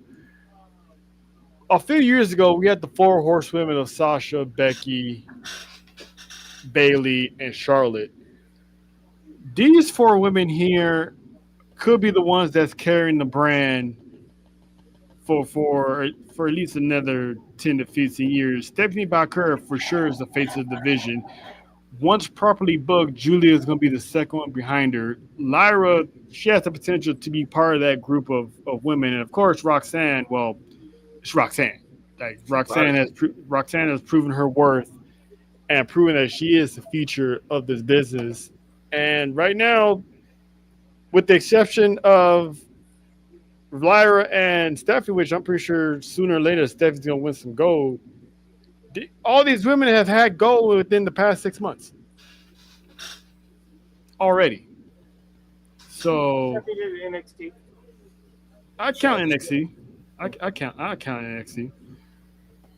So those are my shout outs for for them because they are killing it right now. Like I said, once Julia gets going, she's definitely gonna be a force. She's number 2 in my book because she was a number 2 in NXT behind Stephanie, even though they tried to book her as number 1. But the fans saw it.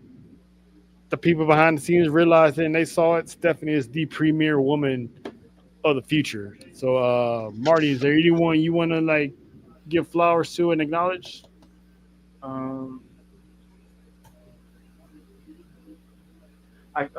I mean, on the music side, I want to acknowledge and give flowers to my bros, to my bro Vito. I want to give flowers to my bro LA.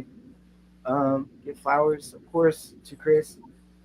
There's shout out to everybody, to all them, and also the fact that not only just being able to work on some dope shit, but it's just the fact that it's like you see people, like even if they're not where they want to be or where they're at, they're at where they should be, or actually they're not where they shouldn't be, but they're up there, and still seeing like collectively just across the board, everybody just had that same work ethic and just the quality of music and just quality of people. So definitely want to give my shout outs to my bros. I'm grateful for the opportunities. Thank you.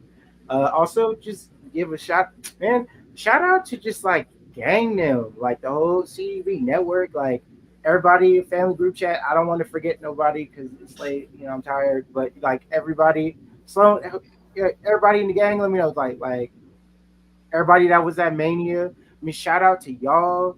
Just shout out to everybody in the creative space that's not on some lame shit. Talk about it. That's like just shout out to diversity, not being on some fucking lame shit, having interesting takes with shit, just being able to work with everybody or have different type of guests and still be able to just keep it like just cool. Like it's a pod, but you really just like chopping it up with fam. You know what I'm saying? Like, because not everybody can fucking do that. And there's a lot of lame asses on the fucking internet and insiders and people with all this blah blah. It's just like, yeah, they may even have the platforms that they have or that they shouldn't have, but it's just people who just real niggas on some real nigga shit. Love y'all. I appreciate y'all. Shout out to y'all. I acknowledge y'all.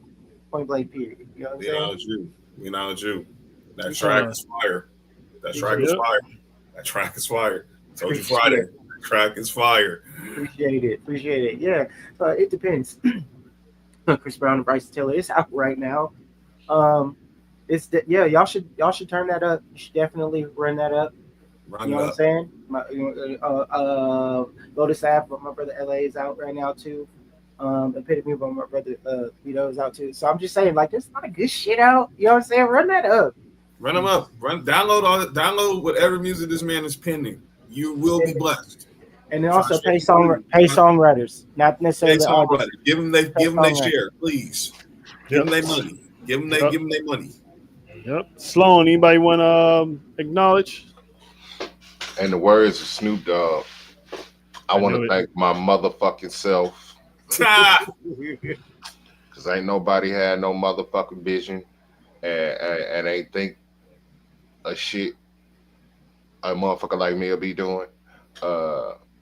I want to thank y'all niggas for allowing me to be a nigga like me on y'all shit. Always. It's a lot of creators out there. And not even just creators, a lot of people in the game. Alex Kane, my brother in wrestling, like that's my nigga. I talk to him damn near every day. Shout out. Ruthless Lala, Marks with Mikes, everybody, man. My nigga Nasty Leroy, who I'm probably finna talk to after this. I stay behind the scenes, in the scenes, smoking weed. I be in boardroom meetings with your favorite companies while niggas be trying to make it to parole meetings. Smoke a lot of weed. I smoke a lot of weed and I get paid for it. I love living in California. So do I. West Coast living. That's the best way to get paid. Hey, we're gonna pay you to smoke our stuff. Hey, you gotta tell me twice. With that being said, plug your shit. Shout out to the sponsors. Shout out to the sponsors, Dr. Dabber. Yeah, we waiting on it. And of course, Luke Belair champagne. Yes, pop bottles. Marty forgot to drink his bottle when he was here. Damn. This nigga got so high, he forgot to tell me. He walked right past the bar and was like, "Oh," and kept going. I was trying to see the whole scene, and then niggas was hungry. Had some of the bombest Chinese food I think I've ever had in my life. She was man. But yeah, before we get up out of here, I actually want to do almost forgot, but I never maybe late, but never forget. Shout out to Attitude Era legend Headbanger Mosh, which was announced on Monday that he is part of our CCN Culture Clash Network. So he's gonna be a big major player in the group. So glad to have him aboard. It's gonna be fun chopping them up with sports, wrestling, anything, everything under the sun. So shout out to Chaz and Says for being part of the Culture Clash Network. So we're gonna be popping up. They're gonna be popping up. Show them some love on Twitter and Instagram because man, we're trying to grow the numbers. We're trying to help them grow their numbers as well. So shout out to the newest member of the family. Yes. So to have a legend like that in our group, it's awesome. It's awesome. I never would have thought that would have happened. So the fact that came about, it's pretty fucking dope, if you ask me. I almost forgot. What did you guys think about this right here? I didn't. I did. On that note, I'm just glad she back on TV. Me too. Same here. I'm just glad that she back on TV and they gave Julia a mouthpiece. Like I could see it being interesting. We'll see. It just happened. Is it gonna go anywhere completely? Probably not. Hopefully she could be like a little legal representation, like a female Paul Heyman. I mean, I'm not comparing it to Paul Heyman, but I'm just saying. I'm cool with it. But for sure. But my bad, y'all. I got it for real dip. It's like 11:30 here. Yeah, we about to wrap it up right now. We're closing out now. Wrap it up right now. So we're gonna get up out of here. See the at's right here. The at's right there. On behalf of Sports U Wrestling, I am John. I mean, not John. That's John over there. I'm Trail. Appreciate the Susio boys, Sloan and Martin McFly for pulling up, man. This has been a real episode. Catch y'all on Friday for Sports for You with John, Nick, and Mark. And we will see y'all this weekend for Summerslam with the Undisputed Podcast, the Drell and Champ. Until then, y'all stay safe. And like Marty said, respect the culture. And we out.